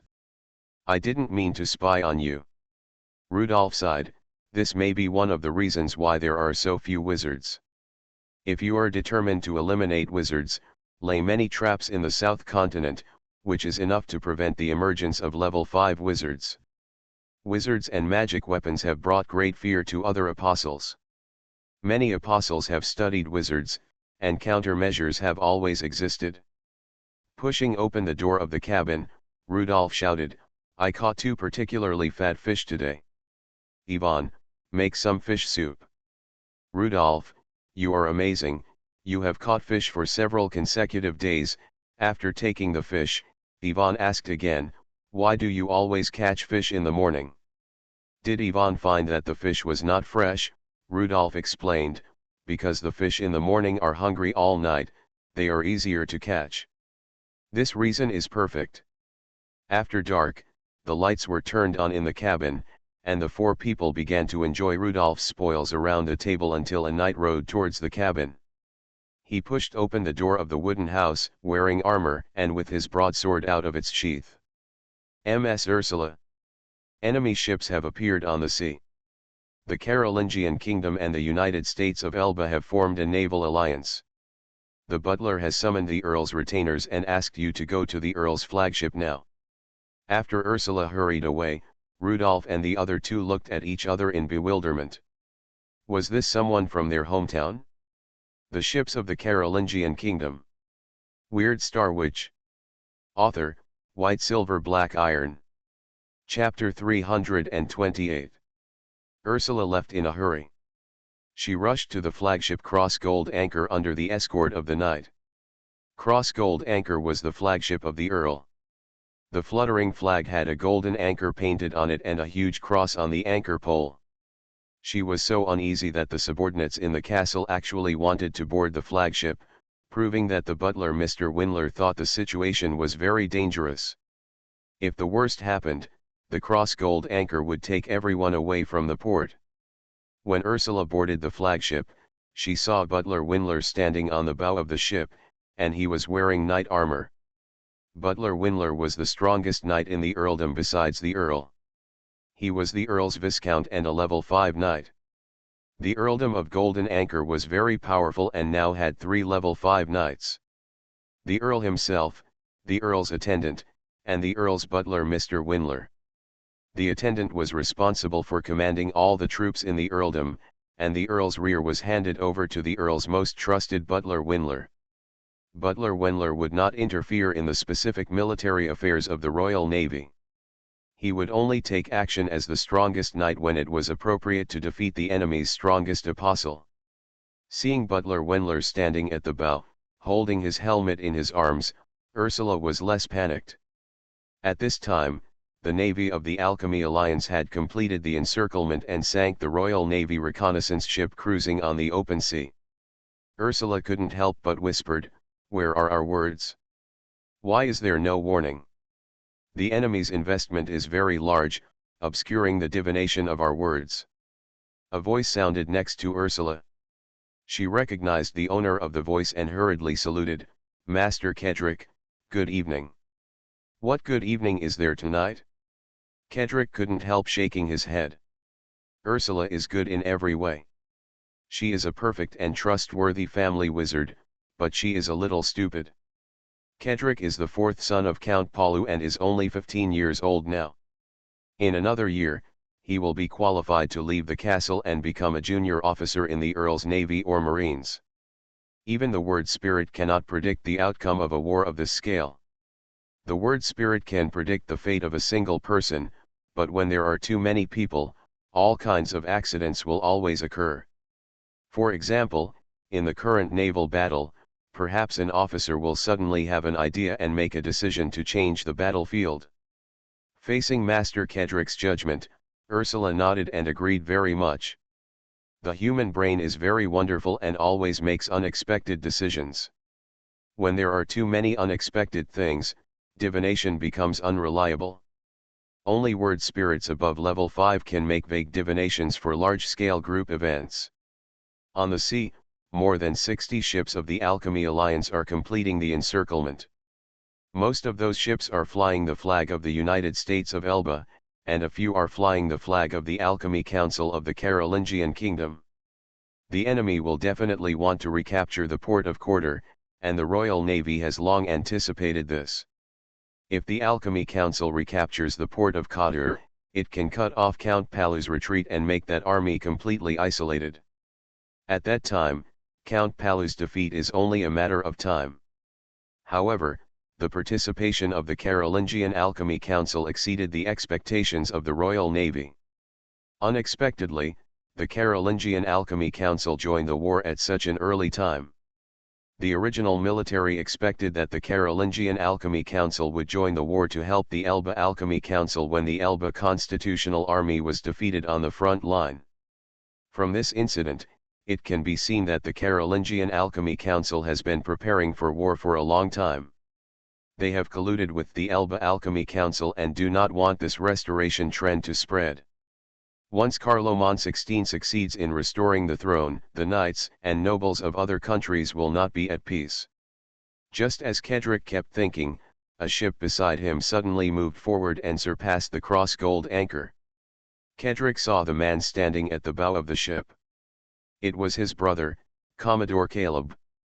Seeing the shining knight's light on Caleb, the loyal knights behind Caleb, and the ships belonging to Caleb, Cedric's eyes were full of envy. Who wouldn't envy such a scene? It is the dream of every knight to lead his own loyal knights to launch a fearless charge against the seemingly invincible enemy. Master Cedric, you will also become a heroic knight like Master Caleb. Cedric wanted to say that Isila's persuasion made him even more sad. Just being born a few years later, the fate is so different, which is really despairing. The resources invested in him by the Earl's castle will not exceed 1/5 of those invested in Caleb. This is the difference between the first heir and the fourth heir. There is a protruding rock reef on one side of the port of Cordour, on which 20 coastal defense guns are arranged. Those coastal defense guns have caused the Royal Navy a lot of trouble. Now encountering the Alchemy Alliance, the Royal Navy's defensive strategy is also to fight near the coast and make full use of the advantages of coastal defense guns. Compared with the more than 60 ships of the Alchemy Alliance, the Royal Navy only has more than 40 ships, which is much less impressive. There is no way. Even if Carloman XVI attaches great importance to alchemical weapons, the number of ships they manufacture is far behind that of the Alchemy Council. Cedric frowned because he found that the enemy's ship layout was very cunning. On the sea outside the port, 2/3 of the area was blocked by the navy of the Alchemy Alliance. The enemy commander's tactical intention was very clear. What they wanted was the port, leaving an escape route for the Royal Navy in the port to avoid the people in the port from being desperate. This is the best strategy to face the knight. Choose a retreat for the knight and tell him clearly that he has a chance to escape. As long as the knight has the idea of escaping in his heart, the knight will no longer be scary. A weak knight, a knight who is staring at the retreat, a knight who is no longer resolute in charging, will definitely not be able to exert the knight's strongest power, let alone be promoted on the battlefield, and it is impossible to turn defeat into victory. For the knight nobles, they must rely on the alchemists who surrender to them to build alchemical ships or airships. There are alchemists who betray the parliament for money, but the number cannot be too large. Therefore, the knights' ships are difficult to build, the number of ships built is small, and the construction cost is also high. The commander of the Royal Navy is likely to choose to abandon the port in order to retain the naval power and preserve the precious alchemical ships. The Alchemical Alliance divided the sea into 3 areas. The western third was completely empty to allow the Royal Navy to escape. The middle area was arranged with small and medium-sized ships, and the eastern third was arranged with main ships. 10 120-gun ships were arranged in the eastern waters. The empty sea area was simply a naked temptation. In silence, the ships of both sides were getting closer and closer, and soon entered the range of the artillery. The artillery shells fell one after another, some of which hit the sea water, stirring up handfuls of white water splashes, and some hit the ships. The alchemical reinforcement array on the side of the ship lit up, resisting the power of the artillery. The carrying capacity of the alchemical reinforcement array has a limit. If it is hit by too many bullets, it will still be sunk. The reinforcement array of the alchemical coalition can be repaired and adjusted at any time, and the Royal Navy does not have this advantage. The intensity of the battle was extremely high, and the artillery of both sides was desperately spewing shells. The battle soon entered the bloodiest stage. Whoever could not bear the damage would lose first, without any fancy. The cross gold anchor was special. It was the Earl's private ship, not belonging to the Royal Navy, and was located behind all ships. Therefore, Kedrick and Ursula could not see the situation in front, and the two of them were not qualified to enter the bridge. The sound of shells colliding with the hull came from not far away, proving that the Royal Navy had been under attack. From time to time, a ship would light up with a hazy white light belonging to the knights. That was the captain leading the knights on the ship to charge at the enemy, trying to disrupt the enemy's deployment and force the enemy to reveal flaws. This charge was not directly facing the enemy, but at an angle, and implemented the angle-cutting tactics like the cavalry charge, rushing to the enemy's flank, cutting off some enemy ships from the flank little by little. When the commander finally gave the order for the whole army to charge, it was the most spectacular moment. At that time, all the ships would move straight forward and smash into the enemy like the heavily armored knights on land, but this time had not yet come. Half an hour after the battle began, Kedrick saw one of his ships being sunk. He held the railing tightly with both hands, and only hated that he could not join the battlefield and beat the enemy for the golden anchor flag. Ursula also noticed Kedrick's abnormal behavior. She said, "Master, don't worry. Sooner or later, you will go to the battlefield." "How can I not worry? This is a life and death battle for the Earl of Golden Anchor Castle. If we lose, our 200 years of accumulation will be buried overnight." But they both knew that Master Kedrick would only be a hindrance if he went to a certain ship now. At this moment, Ursula suddenly said, "Master, I know a very powerful wizard. He has nothing to do now. Otherwise, let's ask him for help." Kedrick thought it was too ridiculous at first, but after a moment, he suddenly became interested and his eyes brightened a little. Ursula suggested to secretly leave the cross golden anchor, but Kedrick knew that the disappearance of the Earl's fourth son and the Earl's wizard at this time would definitely cause trouble for Butler Wendler. Kedrick found Butler Wendler, and to Kedrick's surprise, Butler Wendler actually agreed to Kedrick's plan. Seeing the serious look on Butler Wendler's face, Kedrick understood that the situation must be more serious than what he saw. Rudolph in the distance was searching for the airship of the Carolingian Alchemy Council in the distance. Large ships will carry airships, just like aircraft carriers in the previous life, which can greatly increase the combat effectiveness of the ship. It's a pity that there is no old acquaintance, the Silver Flame, which makes Rudolph a little disappointed. But think about it carefully, the Silver Flame can't come here.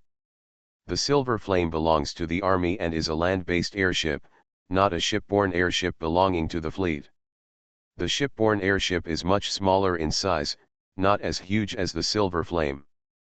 The Silver Flame also has to watch the Ruhr mining area, and it can't be easily transferred here. Turn off the lights, don't let us be the first bird, this place is not far from the port. After turning off the lights, the three sat in the yard, quietly watching the war in the distance, as if watching a large fireworks show, and the three people at the stone table became the most leisurely people in this world. Rudolph said in the distant sound of gunfire, "Why fight and kill? Just like us, sitting on a chair, blowing the sea breeze, eating dried squid, how good is this life?" Cooper didn't like the taste of dried squid. He was about to say something, but suddenly shrank his neck. I don't know which gunner was so stupid that he fired the shell towards the wooden house far away from the port. The shell exploded a few hundred meters away from the wooden house, scaring Cooper. Cooper looked at Rudolph, who was still calm, and couldn't help but suggest, "Why don't we stop pretending? They are fighting, let's hide first." Yvonne smiled and looked at Rudolph. She also felt that war was such a cruel thing, and it was not good for the three of them to sit by and watch it so carefree. Rudolph said, pretend for a while, we have to let them see how leisurely we are. When the Royal Navy was at a great disadvantage, they would devote all their strength to the battlefield. A level 4 wizard like Rudolph would definitely be remembered by them, and then Rudolph could negotiate with them. Compared with the relaxed appearance, Rudolph was a little anxious. The appearance of the Carolingian Navy made Rudolph feel that Viscount Paulus's promise to send him to the southern continent might go wrong. The Restoration Army itself might lose this war. If this port was captured by the Alchemy Alliance, Count Palu, who rushed into the inland, would not be able to protect himself, let alone Rudolph.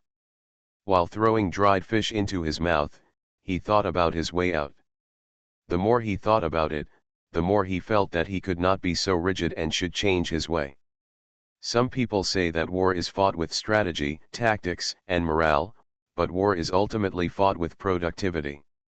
The cavalry corps is undoubtedly the most powerful on land, but on the sea and in the sky, the Alchemist's assembly line factory has a stronger productivity, much stronger than the knight.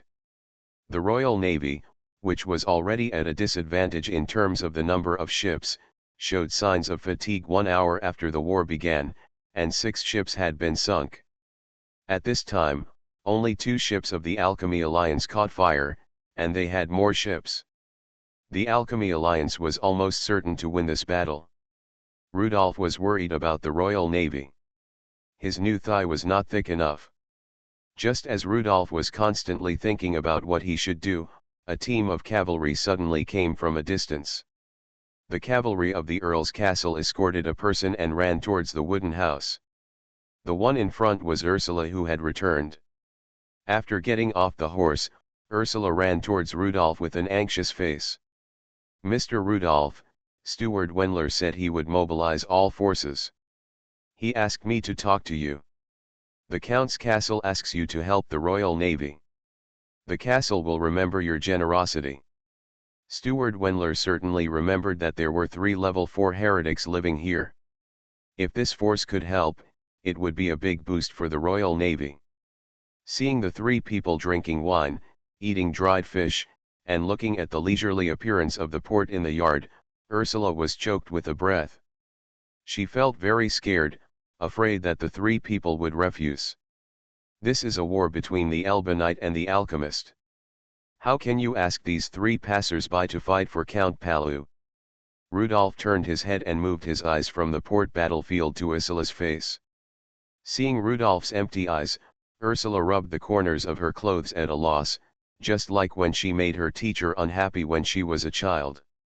"Ursula, you know us a little bit, how can you make such a request?" Faced with Rudolph's questioning, Ursula was even more at a loss. "We 3 are all Carolingians. You want us 3 Carolingians to fight against the Carolingians for your Earl? Is it possible?" "Mr. Rudolph," Ursula almost cried, "I heard from Viscount Paulus that you and your friends were wanted by the Carolingian Alchemy Council and had to flee the Carolingian Kingdom. We are only wanted by the Alchemy Council, not by the Carolingian Kingdom. How can I not be excited to see the familiar Carolingian flag again at the southern end of this distant continent? How can I not be excited to hear the familiar hometown accent in this unfamiliar seaside port? On those Carolingian ships, they are our old friends from a foreign land. They are our beloved relatives," Rudolph said in an unusual atmosphere. "Yes. Add money." Ursula didn't react for a moment. Mr. Rudolph's face was full of anger. Did he agree or not? Weird Star Witch. Author, White Silver Black Iron. Chapter 329. 1 second ago, Rudolph was saying that the Carolingians were his relatives and friends from his hometown, speaking impassionedly and spitting. Ursula even felt deep guilt in her heart and asked Rudolph to deal with the Carolingians. This was simply too cruel. Who could do it? The next second, Rudolph said such a cruel thing, he had to pay more. At this moment, Ursula felt that her guilt just now was ridiculous. However, hope immediately ignited in her heart. Rudolph the Crucible was a terrifying wizard who killed several level 4 witch hunters instantly. If he took action, he would definitely reduce the pressure on the Golden Anchor fleet. Ursula hurriedly said, "I don't know how much money there is in the Earl's castle, but there must be a lot of money. We have been preparing for this war for a long time. Mr. Rudolph, please give us a price, and we will definitely be able to satisfy you." Rudolph felt that it was impossible to achieve any result from the negotiation with Ursula. This Ursula looked like a tool raised by the castle and had little experience in dealing with complex matters. However, he saw Ursula looking back from time to time, looking at a knight behind her. Maybe this knight is the key figure in the castle, the person sent by Butler Wendler to make decisions. Therefore, Rudolph said with a smile, "Don't talk so loudly. It will be embarrassing if you fail to promise." Sure enough, Ursula looked at the knight again, and Rudolph had a rough judgment in his mind. After seeing the knight nod, Ursula continued, "Golden Anchor Castle can definitely afford your reward." Rudolph pointed his finger at the ships that had been fighting on the sea. "I want a ship, a main ship." It was too much trouble to wait for the Count to transfer the ship to send Rudolph to the southern continent. Rudolph planned to get a ship of his own, a ship with an alchemical reinforcement array, so that he could have enough food and clothing by himself. For a moment, the entire courtyard fell into silence. Rudolph looked like he was pointing at a fish tank and saying to the fish seller, "I want a fish." However, he was referring to an alchemy ship. After a brief silence, Ursula quickly spoke, "Impossible. The Royal Navy's Golden Anchor fleet only has more than 40 ships, and they are still being damaged. It is impossible to give you a ship." Even though Ursula didn't pay much attention to the castle, she still knew the value of an alchemy ship, and she felt that Rudolph was having a whim. The cost of building a main alchemy warship is about 600,000 gold shields, and subsequent voyage and maintenance costs are equally high. This is not a matter of money. If Rudolph the Forge only offers 600,000 gold shields, it is really possible for the Earl's castle to pay this money for the victory of this war. Winning this war will bring him more than 600,000 gold shields. The more critical issue is that the cost of an alchemy ship is 600,000 gold shields. It does not mean that you can buy an alchemy ship with 600,000 gold shields. There is no equivalence between the two. There are many alchemists serving various major nobles for money, but the number is far less than the number of alchemists in the Alchemy Council. This makes the nobles' alchemy ships more expensive to build and less productive. The Earl's castle holds 600,000 gold shields and needs to wait 3 months to replenish a new ship. Not only Ursula, but the knights behind Ursula were also restless.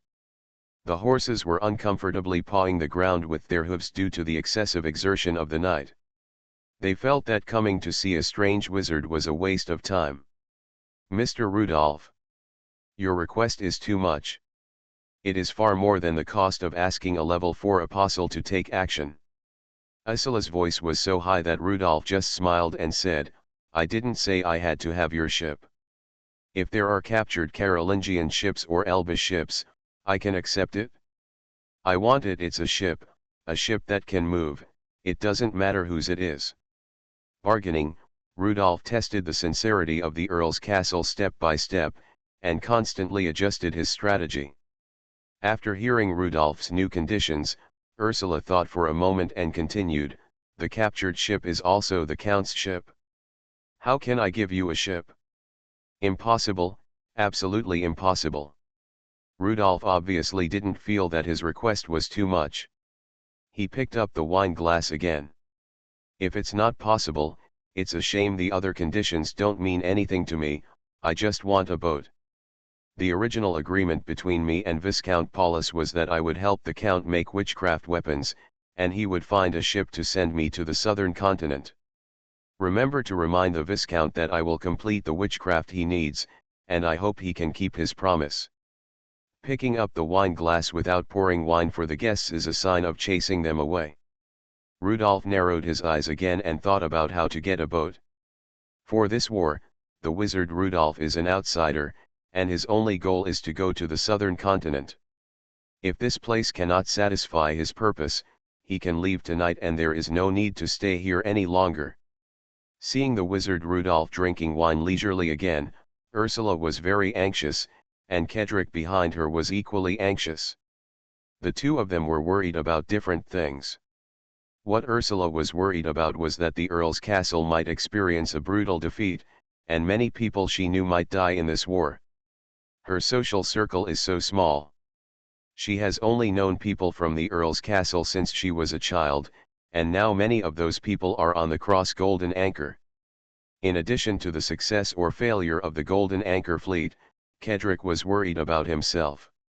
This was his only chance to participate in the war. Although he is the fourth son of the Earl, he has no power of his own. All the power belongs to the Earl. His elder brother Caleb also has a huge say in the castle.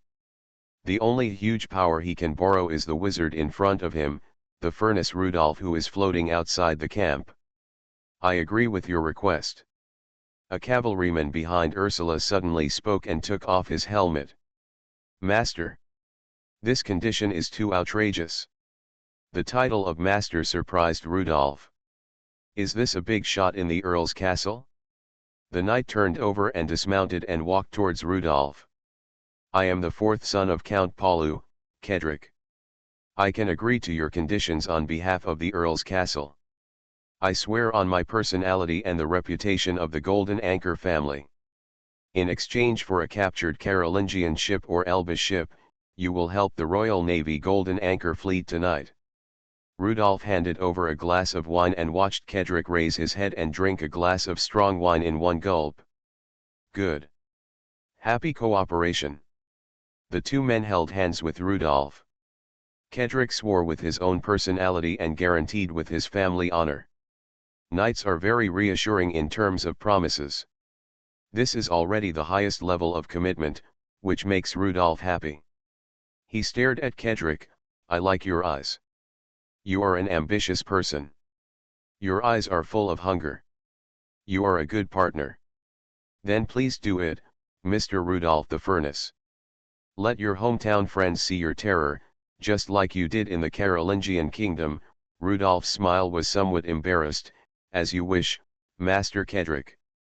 The three criminals wanted by the Alchemy Council of the Carolingian kingdom each grew a pair of level 3 iron bat wings behind them, stirred up countless dust, and flew away.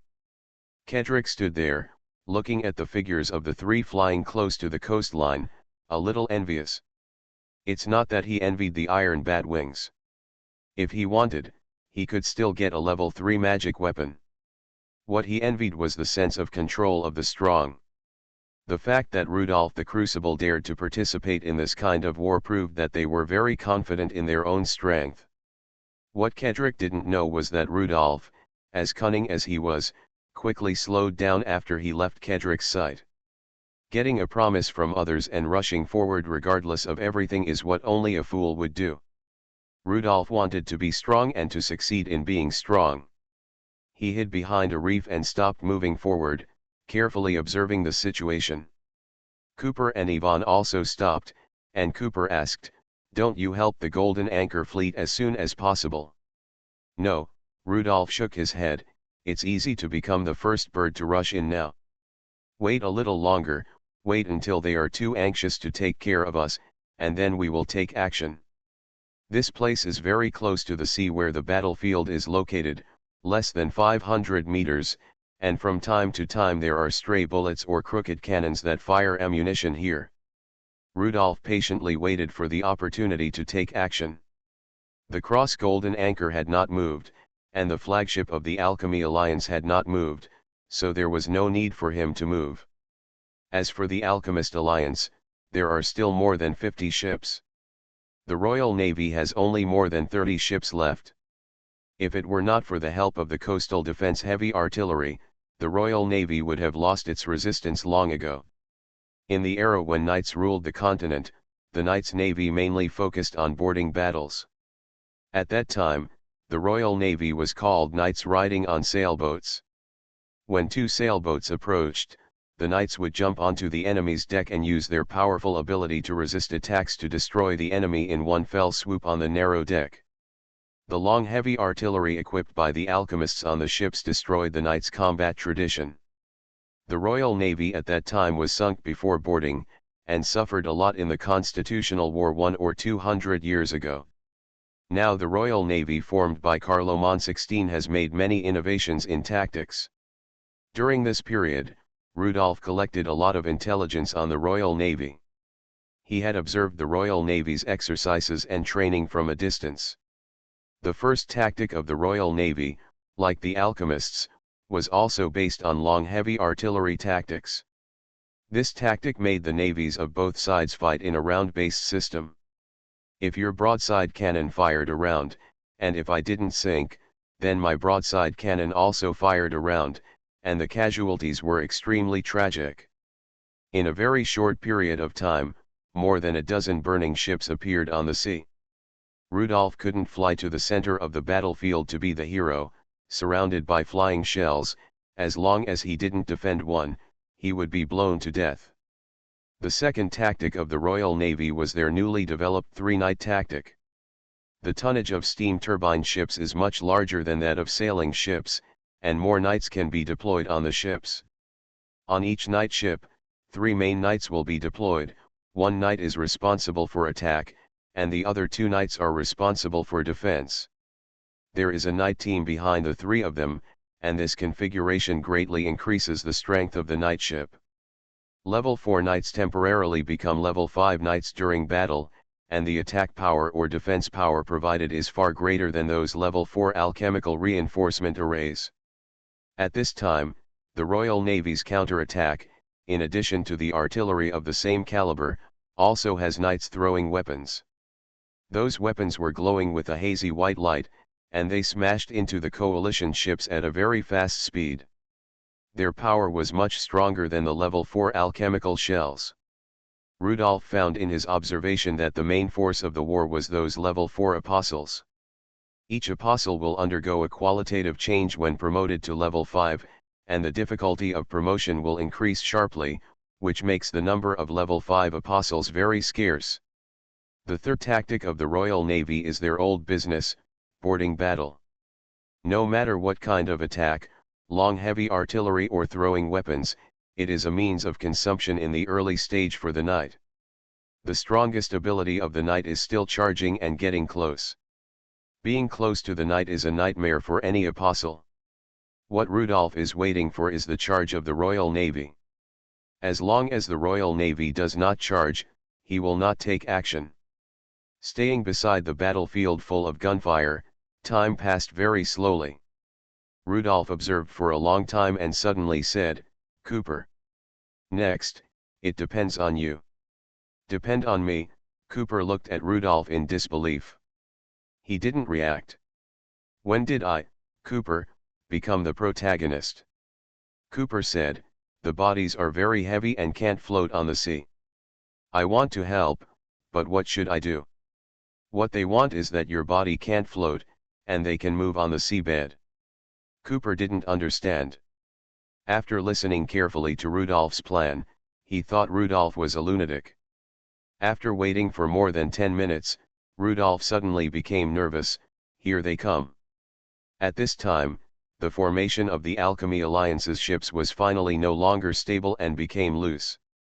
As the knights throwing weapons tore through the protective array of the 2 coalition ships, the artillery that followed set the 2 ships on fire, and the formation of the coalition was blocked, and a gap that could not be blocked in a short time appeared. Opportunities always flash by, and the commander of the Royal Navy issued a charge order. A total of 9 Royal Navy ships formed a cone formation, broke away from the defensive sea area, and rushed forward. For a while, the attack and defense at the gap attracted everyone's attention. When the raiding fleet rushed to the center of both sides, Rudolph shouted in a low voice, "It's our turn." Rudolph was the first to leave the reef and fly to the sea. The Alchemy Alliance deliberately left one-third of the sea empty, wanting the Royal Navy to escape from here and let the Royal Navy give up its will to resist. Now Rudolph needs to cross the one-third of the sea area outside the port of Kidder. The iron bat wings took him flying close to the sea surface. In the undulating waves, Rudolph's figure only appeared in the trough of the waves, which was extremely hidden. His target was the alchemical ship closest to the edge. The Alchemical Alliance has 3 main battleships, 60 guns, 80 guns, and 120 guns. This ship is relatively small in size, and is a 60-gun ship. The Alchemical Alliance has scouts and words, and they immediately discovered the heretics who broke into the battlefield. The 3 ships closest to the edge received an order. An unknown high-level apostle appeared at 8 o'clock in the south. Quickly eliminate the unexpected situation. You are listening to Novels at Bless Up channel. Wish you happiness and luck. Please subscribe to receive new novels. How do you feel about this novel? Please like and leave a comment. Weird Star Witch. Author, White Silver Black Iron. Chapter 330. A bunch of water jets exploded in front of Rudolph or beside him. In the dull explosion, white water splashed up and down, which made Rudolph smell like seawater. After more than an hour of fighting, the dead fish in the seawater made the seawater smelly and stinky. There were even sharks on the sea surface in the distance. The blood here made a lot of food appear in the seawater. The fish killed by the explosion and the people who fell into the sea were all delicious for sharks. Rudolph finally confirmed the progress of the Royal Navy. Their ships had rushed into the middle of the ships of the Alchemy Alliance and tore a hole. It only takes a few minutes to know the weakness of the Alchemy Alliance. When the Royal Navy collectively charged, the 2 sides would fight together and no longer bombard each other from a long distance. When the flagship of the Royal Navy and the Cross Gold Anchor charged, it was the time for the high-level apostles of both sides to fight to the death. Rudolph continued his work with confidence. At this time, absolutely no one noticed him. Who would care about the sharks that appeared on the edge of the battlefield? His target was the ship closest to the edge of the Allied Navy. The alchemy ship mainly relied on broadside guns to attack the enemy.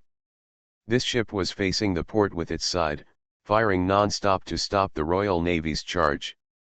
At this time, the stern guns of several ships, about 6 guns, were attacking Rudolph with shells. Aim. Shoot. The Navy's gunners were experienced, and the error would not exceed 5 meters at a distance of several hundred meters. The main gun shells were extremely fast and could play a strong deterrent role. The shells exploded around Rudolph, and if you were not careful, you would be stunned by the shock wave of the explosion. In addition to the main guns, there were rockets on the ship. The rockets were a little slower, but the warheads were equipped with a tracking system, which could adjust the direction in a small range, greatly increasing the chance of hitting. After just 2 rounds of shelling, the gunner decisively reported to his superiors. The enemy's reaction was surprisingly quick, and their shells and rockets failed to make a contribution. The stern run was not like the broadside guns, which could make up for the lack of accuracy with quantity. Thanks to the gift from the word Spirit Witch Hunter, Rudolph has just gained a level 4 danger intuition. When the enemy aimed, he had already sensed the line of the artillery. He could avoid the shells during the time from ignition to firing. Splashes and mist fell on Rudolph, soaking his clothes, but this did not reduce Rudolph's flying speed. Get ready with the ship's apostles. The officers on the ship issued an order. Since ordinary shells could not work against such enemies, the apostles had to be used to solve the problem. Several apostles suddenly appeared at the stern. They were of different shapes and did not wear navy uniforms. After seeing their figures, Rudolph suddenly plunged into the sea. After diving into the sea, it was easier for Rudolph to hide. The sea water was much darker than the night outside. Rudolph consciously avoided looking down because there was only pure darkness on the seabed below him. Mine. Throw down the mine. The alchemist has not yet pointed out the technology tree of the submarine, so to deal with underwater enemies, one is mines, and the other is underwater special warfare apostles. Alchemists can control when to detonate mines. One after another, mines exploded in the water, but Rudolph carefully avoided them. As for the underwater special warfare apostles, they were surprised to find that the sea water suddenly turned black and purple after entering the water. Oops! It's a Scorpio wizard. The commander of the ship looked ugly. The sea surface in front, behind, left and right of the ship was abnormally black and purple. He saw that this was a Scorpio wizard, and a high-level Scorpio wizard. The sea water will surge. The toxin was not diluted by the sea water and was not washed away by the waves. It proved that the toxin was so abundant that it was enough to permeate the sea area. The enemy has a majestic star power and can lay this ocean of toxins. The appearance of a level 4 Scorpio wizard made the commander of the ship sweat densely. The function of this ship is to provide long-range firepower on the battlefield. Dealing with a water wizard is beyond their ability. The special warfare apostles under the sea are even worse off. Goggles can protect the eyes, and respirators can protect the mouth and nose, but the sea water cannot be completely isolated. The movements of the underwater special warfare personnel have become stiff. That is the result of the skin being paralyzed by toxins after contact with the sea water. The toxins erode their skin bit by bit. The sea water is obviously very cold, but it gives them a burning feeling. The toxins are attacking their skin cells crazily. The diving suit rubs against the skin, grinding off pieces of skin, and the entire diving suit is full of plasma. As one of the 3 water wizards, the Scorpio wizard is of course good at fighting in the water, but Rudolph didn't have such an opportunity before. Water is the best partner of the Scorpio wizard and the best medium for toxin transmission. This is the natural home of the Scorpio wizard, which can help the Scorpio wizard create a sea full of toxins. Pisces, which language swimming, can help Rudolph move quickly in the water. This is the basic witchcraft of Pisces. It is said that the speed of those Pisces wizards is fast. Pisces wizards are faster than the fastest fish in the water, and they don't feel tired. In the black and purple poisonous water, the special warfare apostles could not see anything. But in Rudolph's perception, it was a different scene. It was easy to distinguish where the toxins were being consumed and where the toxins were being reduced, just like a bright light at night. Rudolph swam quickly in the water, and the scalpel became his most reliable weapon. Like a highly toxic sea snake, he swam behind a special warfare apostle, waiting for enough toxins to enter his body, and then slowly approached from his back until the scalpel appeared in front of the special warfare apostle's throat and cut the carotid artery with one knife. The paralyzed special forces personnel were completely unable to resist water wizards like Rudolph.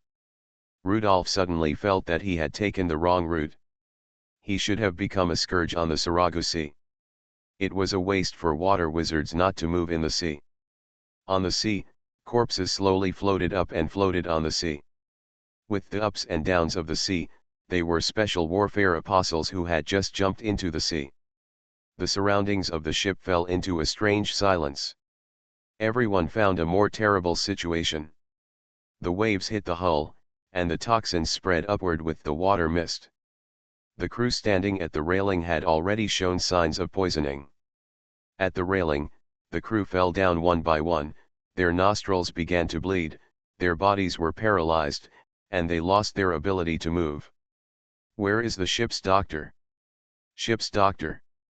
Originally, the ship's doctor would wait for the injured crew in the infirmary.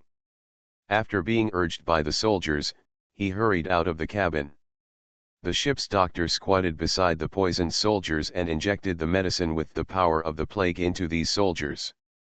In fact, he knew it was futile, and pretended to comfort the other crew members on the ship. The ship doctor on this 60-gun ship is only a level 3 plague vector, and has no way to deal with level 4 Scorpio toxin. Captain. It's level 4 Scorpio toxin. I can't do anything. The ship doctor was a little confused. These toxins did not cause direct death. Are the wizards of the Royal Navy so kind? This is not the ship doctor's fault. Only 80 gunships are equipped with level 4 plague vectors. The commander shouted, "Carry it down for treatment. Let all soldiers wear gas masks." The soldiers got busy. The commander looked at the calm sea surface except for the corpses, and suddenly thought of a possibility. He grabbed the first mate hard. "Go to the bottom cabin. Prevent wizards from drilling the ship. If the enemy can sneak into the vicinity of the ship, it is very likely to drill through the bottom of the ship and sink it. Let the first mate go to the bottom of the ship, so that the alchemical reinforcement array on the bottom of the ship can be easily reinforced." The first mate hurriedly followed the order and took people to the lower level of the cabin. This is a steel steamship. There are many reinforcement arrays attached to the hull. I don't know if it can prevent a high-level wizard. The best result is to delay until the flagship comes up with a solution. This annoying wizard has his own senior apostles to deal with it. There are 4 cabins in total. The first mate ran down quickly. After reaching the bottom floor, he breathed a sigh of relief. Everything is normal here. The alchemical reinforcement array is still the same as before. The alchemical power inside is still there and has not been consumed on a large scale. The first mate arranged a crew member at each node of the alchemical reinforcement array, so that if there is a problem, it can be repaired as soon as possible. He squatted in the center of the array and looked at the array carefully. After a few minutes, the first mate's eyes began to soar, and he didn't wait for the wizard to take action. The battle outside did not stop. The 60-gun ship was still attacking the Royal Navy. Their task was not easy. The Alchemy Alliance had more naval ships and had formed a semi-encirclement of the Royal Navy. Now it depends on whether the Royal Navy will penetrate the Allied Navy first, or the Allied Navy will wipe out the Royal Navy first. Every round of attack from the broadside guns will cause the hull to shake continuously. At some point, the first mate, who was very familiar with the ship, felt a little uncomfortable, as if something was wrong. It seemed that the ship was shaking too much. When the situation was not urgent, the 3 rows of broadside guns were not fired at the same time, otherwise the recoil would shake the hull. But now it was an emergency, and the coalition needed firepower. The interval between the guns of this ship was getting shorter and shorter. When there was a good opportunity and the Royal Navy ship might be sunk, the commander would also let the guns fire at the same time to get the strongest firepower in an instant. Now the first mate felt this situation. The hull was shaking violently from side to side. This shaking was far beyond his expectations. It seemed that the recoil today was too much. Rudolph quietly took a breath next to the body of a special operator and continued his action. He lurked on the side of the ship facing away from the coast. The broadside guns on this side did not need to fire and remained silent. Every round of firing on the other side of the guns would push the ship to this side. Normally, this kind of shaking is not very harmful to the ship, but now there is a wizard under the ship, which is obviously an abnormal situation. The ship fired and the hull swayed. Rudolph had already prepared the Dark River Ring. The Level 3 Dark River Ring has no direct attack ability. It is attached with the Aquarius witch language, the bursting Dark River Ring, which can collect and release water in a short time and on a large scale. When the ship swayed to Rudolph's side, the sea water on this side suddenly became much less. It was as if a trough appeared here in the waves, and the hull tilted more severely with the trough of the waves. One trough was not enough to overturn this heavy ship. The people on the ship just felt a little strange at first and didn't take it seriously. The sea water is flowing. When the sea water becomes less, the surrounding sea water will fill in rapidly and form a wave crest. Under the action of the wave crest, the ship will swing to the other side like a tumbler. This swing back is more violent, because Rudolph will release the water in the Dark River Ring in a short time to create bigger waves. Rudolph's plan was to capture an intact ship. The level 4 alchemical reinforcement array was difficult to destroy, and his goal was not to sink the ship. After 3 consecutive swings, not only did the first mate at the bottom of the ship notice something was wrong, but everyone on the ship felt something was wrong. On the flagship of the left-wing fleet in the distance, the vice admiral followed the direction of the staff officer's finger, looked at the ship on the far side, and cursed loudly, "Those worms in the equipment department. How much have they embezzled? The ship we were given can't even stay on the sea safely. Look at that clown, it's dancing." The ship on the far side was swaying left and right on the sea, not only unable to provide firepower, but also frightening several ships around. The staff officer on the side hurriedly reported, "Vice Admiral. Report from the flank ship. A high-level water wizard appeared there.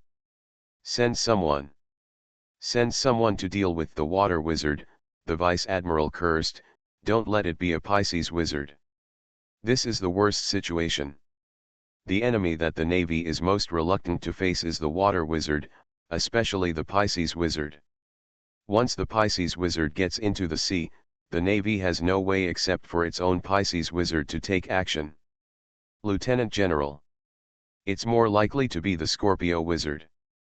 Is this good news or bad news?" At this time, the people on the shore also noticed the most unique alchemical ship, which was the only one that was shaking the most. Other ships were fighting fiercely, with fire coming out of the muzzles again and again, and shells were fired one after another. The ship at the edge was almost heeling at 30 degrees. Once it exceeded 45 degrees, it might capsize.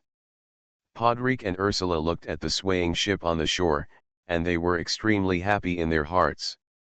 It must be the wizard Rudolph who took action. In that direction, such witchcraft could only be done by the 4th-level wizard Rudolph.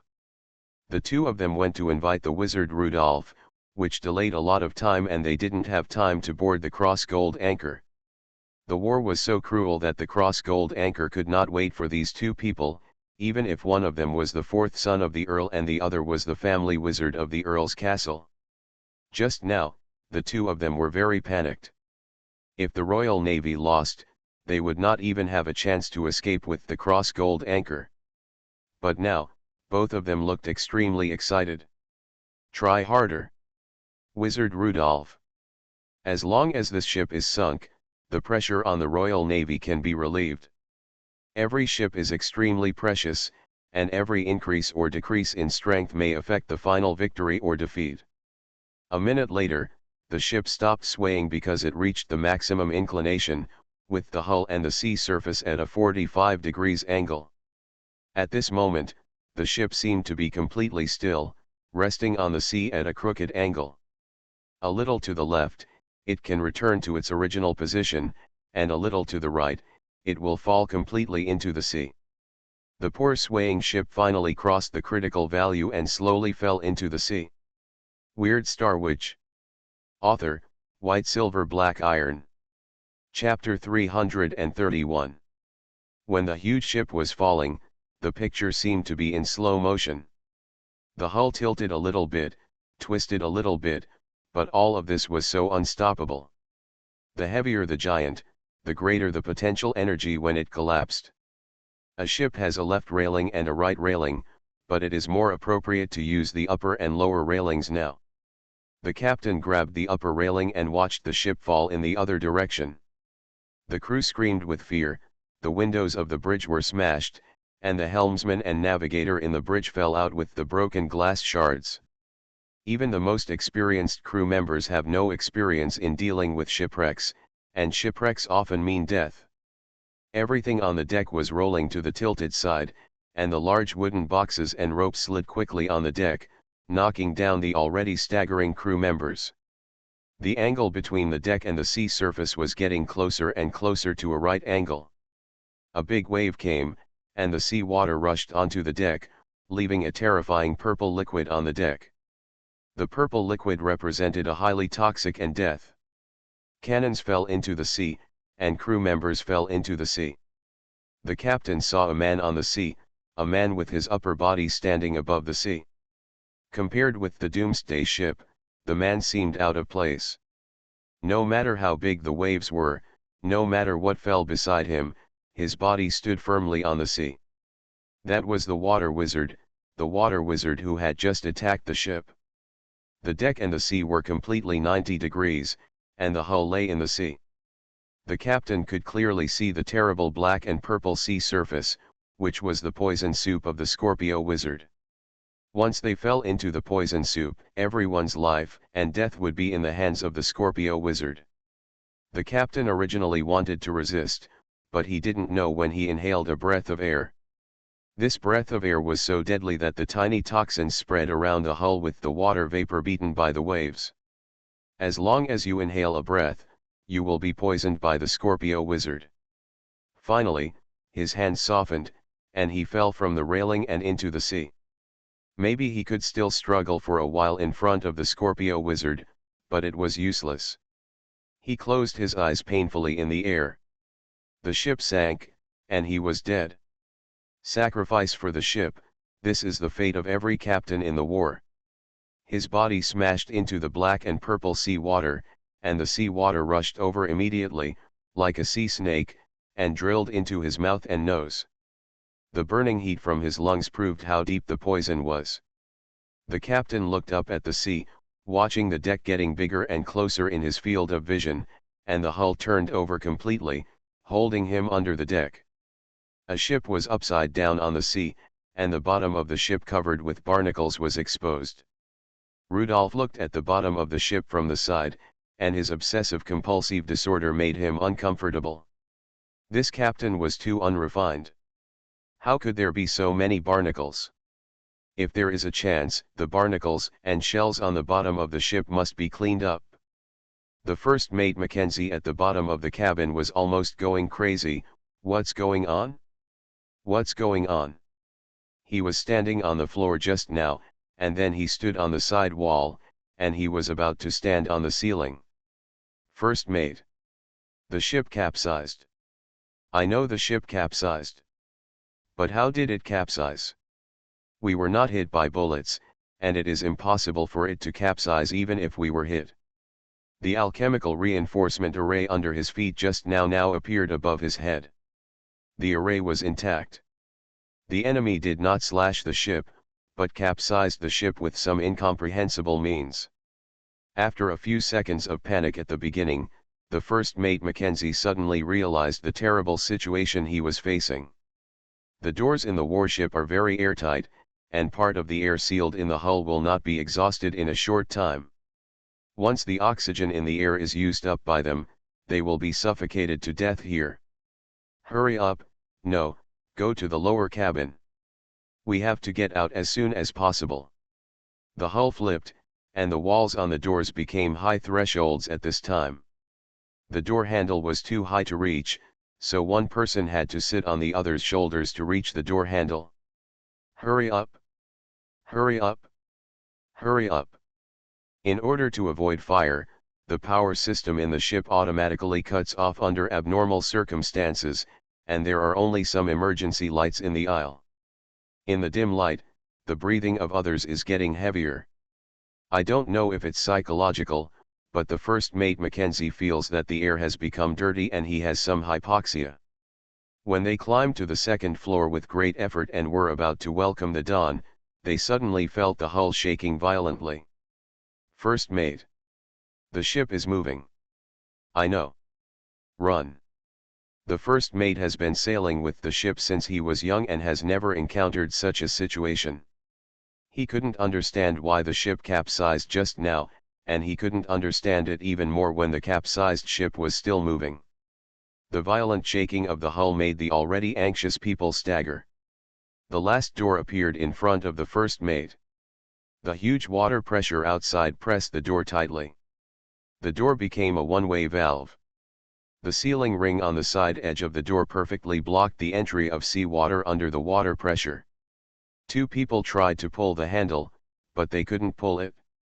Someone hurried to find a rope, but was stopped by the first mate Mackenzie. Don't waste time. Find explosives. How can human power beat water pressure? Only explosives can open this door at this time. Everyone hurried to the gunpowder warehouse and finally found 2 explosive packs and some diving suits in the warehouse. After installing the explosive packs, the first mate Mackenzie shouted while wearing a diving mask, "It will depend on your luck in a while. I hope to see you on the sea." After a violent explosion, the last door shattered under the power of gunpowder. The water from the bottom of the sea sprayed out from the broken door like a blowgun, rushing those unlucky people directly to the distance. The people in the corridor grabbed the handrails on the side wall and waited for the sea water to fill here. Only when the sea water filled this corridor could they swim out. After waiting for a long time until the water flow was no longer so turbulent, the first mate was the first to leave the cabin and came to the original deck. The deck was on his head, pressing him into the sea water, and he still needed to swim out. However, the first mate shivered in the cold sea water, and his muscles spasmed because of fear. He looked down and was stunned by the scene in front of him. This was the scene of the legendary Abyss Hell. Hundreds of corpses appeared on the seabed at some point. These corpses walked on the seabed, like silent visitors from hell. The first mate was sure that these were all corpses, because some of the corpses even had skeletons exposed. Among the corpses was a druid, who had woven several thick ropes with seaweed and tied them to the sunken ship. These ropes were divided into some small ropes to make it easier for the corpses to drag the ship. In the world that was spinning and turning, the first mate Mackenzie turned his head and saw 2 extremely thick legs, which were the legs of giants in the legend. These 2 legs alone were 30 meters long. Because of the knight's targeting, there were very few apostles like giants. The first mate Mackenzie had been active on the sea, and it was even more rare to see such a powerful apostle. At this time, the upper body of the giant was blocked by the ship, and the first mate Mackenzie could not see it. He only saw 2 pairs of feet walking by the side of the ship. The role of the giant seemed to be to prevent the hull from sinking and to avoid damage to the 2 large chimneys, which were one of the very important structures of the steam turbine. The corpses of all sizes were walking on the seabed. They did not need to breathe and were not afraid of the cold. And they were dragging the overturned ship towards the shore. At this moment, the first mate Mackenzie suddenly felt that he would not be able to escape.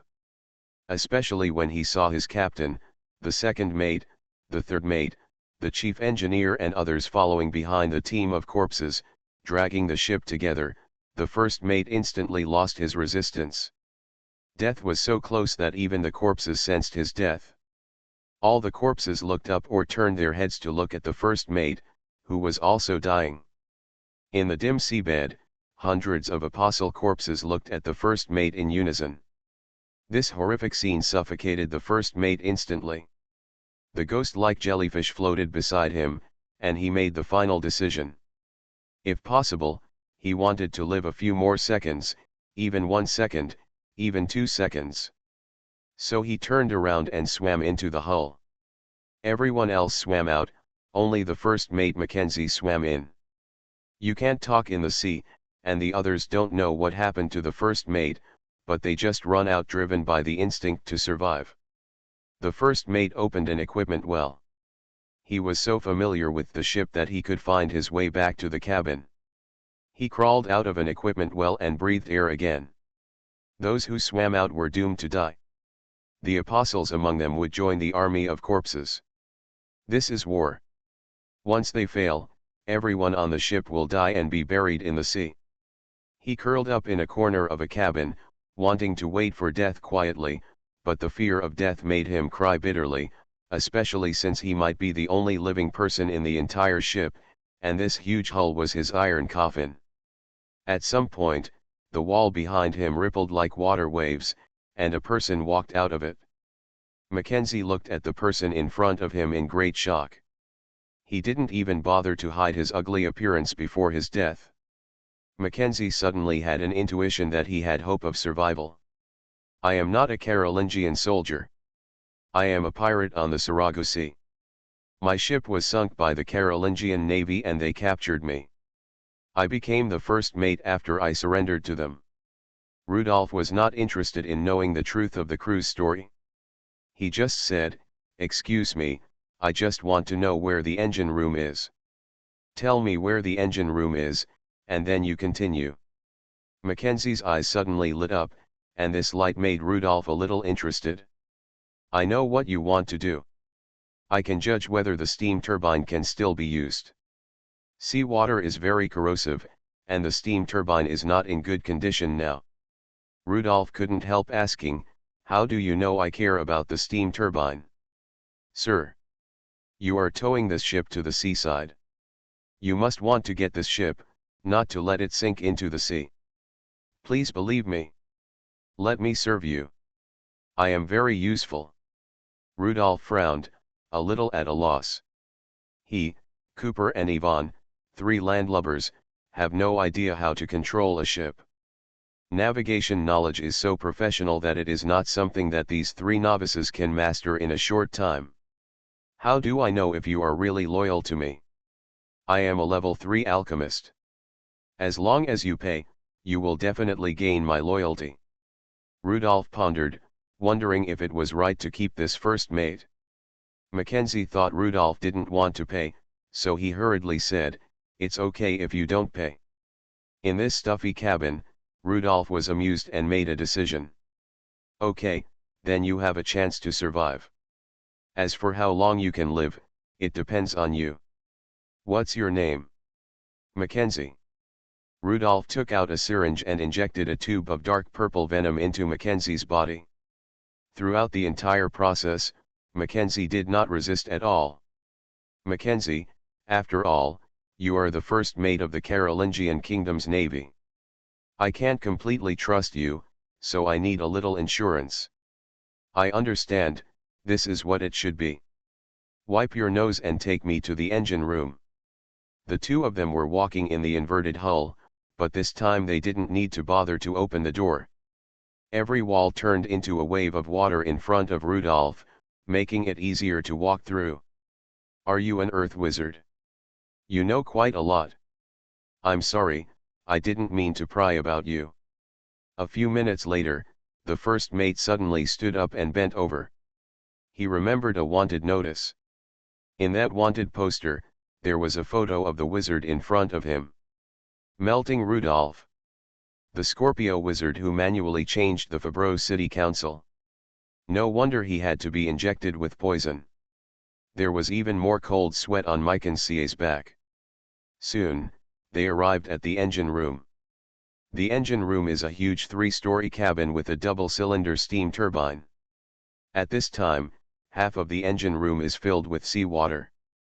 "Sir, the steam turbine of this ship has 2 chimneys more than 10 meters high. The water must have flowed in from the chimneys. I really want to live, so I won't hide anything from you. The entire steam engine has been soaked in seawater and cannot be used again unless it is overhauled." Rudolph also saw that water was still pouring out of the steam turbine. Maybe it would be filled in a few minutes. He asked, "Can you practice it?" "I'm sorry, sir, I can't. Such repairs must go to the dock or shipyard, and several experienced alchemical engineers are required." Mackenzie was terrified that if the ship had no value, then neither would he, and he would die. Rudolph lowered his head and kept thinking, and then asked again, "Do you know where I can repair this ship?" "I know. Port Cotter is a big port, and there is a dock here. But the dock here should be controlled by the Royal Navy. If the engineers in the dock are correct, they must have been absorbed into their maintenance force by the Royal Navy.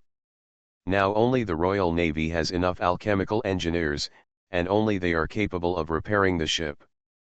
Hearing this answer, Rudolph sighed.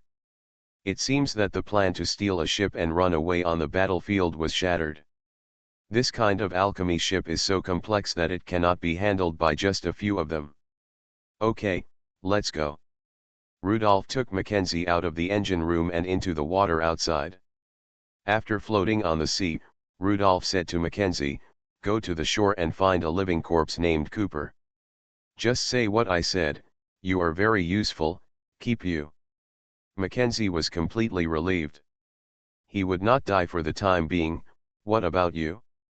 "Mr. Rudolph.